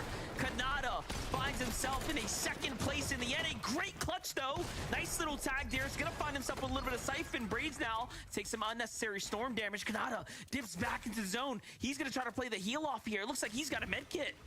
Yeah, he has the chug overall, and it's going to go straight to HP, and that's why he stopped it for that moment. This could be the difference maker, because they're out of heals on the other side. Cancels it one more. In they come. Braids. They're doing what they can, but they cannot find him. They can't find him. Braids goes down, but Visuals found some extra heals at the bottom of the mountain. Every team that fell before them was his step to success. They pull off a heal-off win at the very, very, very end. So that cheeky shotgun shot through the cracks as well, making sure he catches the elimination credit. That was a spectacular showing for Kanata to at least give himself some hope, give himself a chance, right? A bunch of points like that can set you up for a great day two. But game 6 story, we can't lose track of it. Clearly, Peterbot has it cut out for everyone in the lobby that he is here to win another major and put another notch on the belt. But take a look at the Game 6 victory. Let's celebrate for Visuals here, who manages to come swinging around the side in the final shotgun shot there, Jacob, to win the game. Congratulations to Visual, Braids, and Aminish. They managed to do it in Game 6. Really keeping it interesting here for us, Jacob.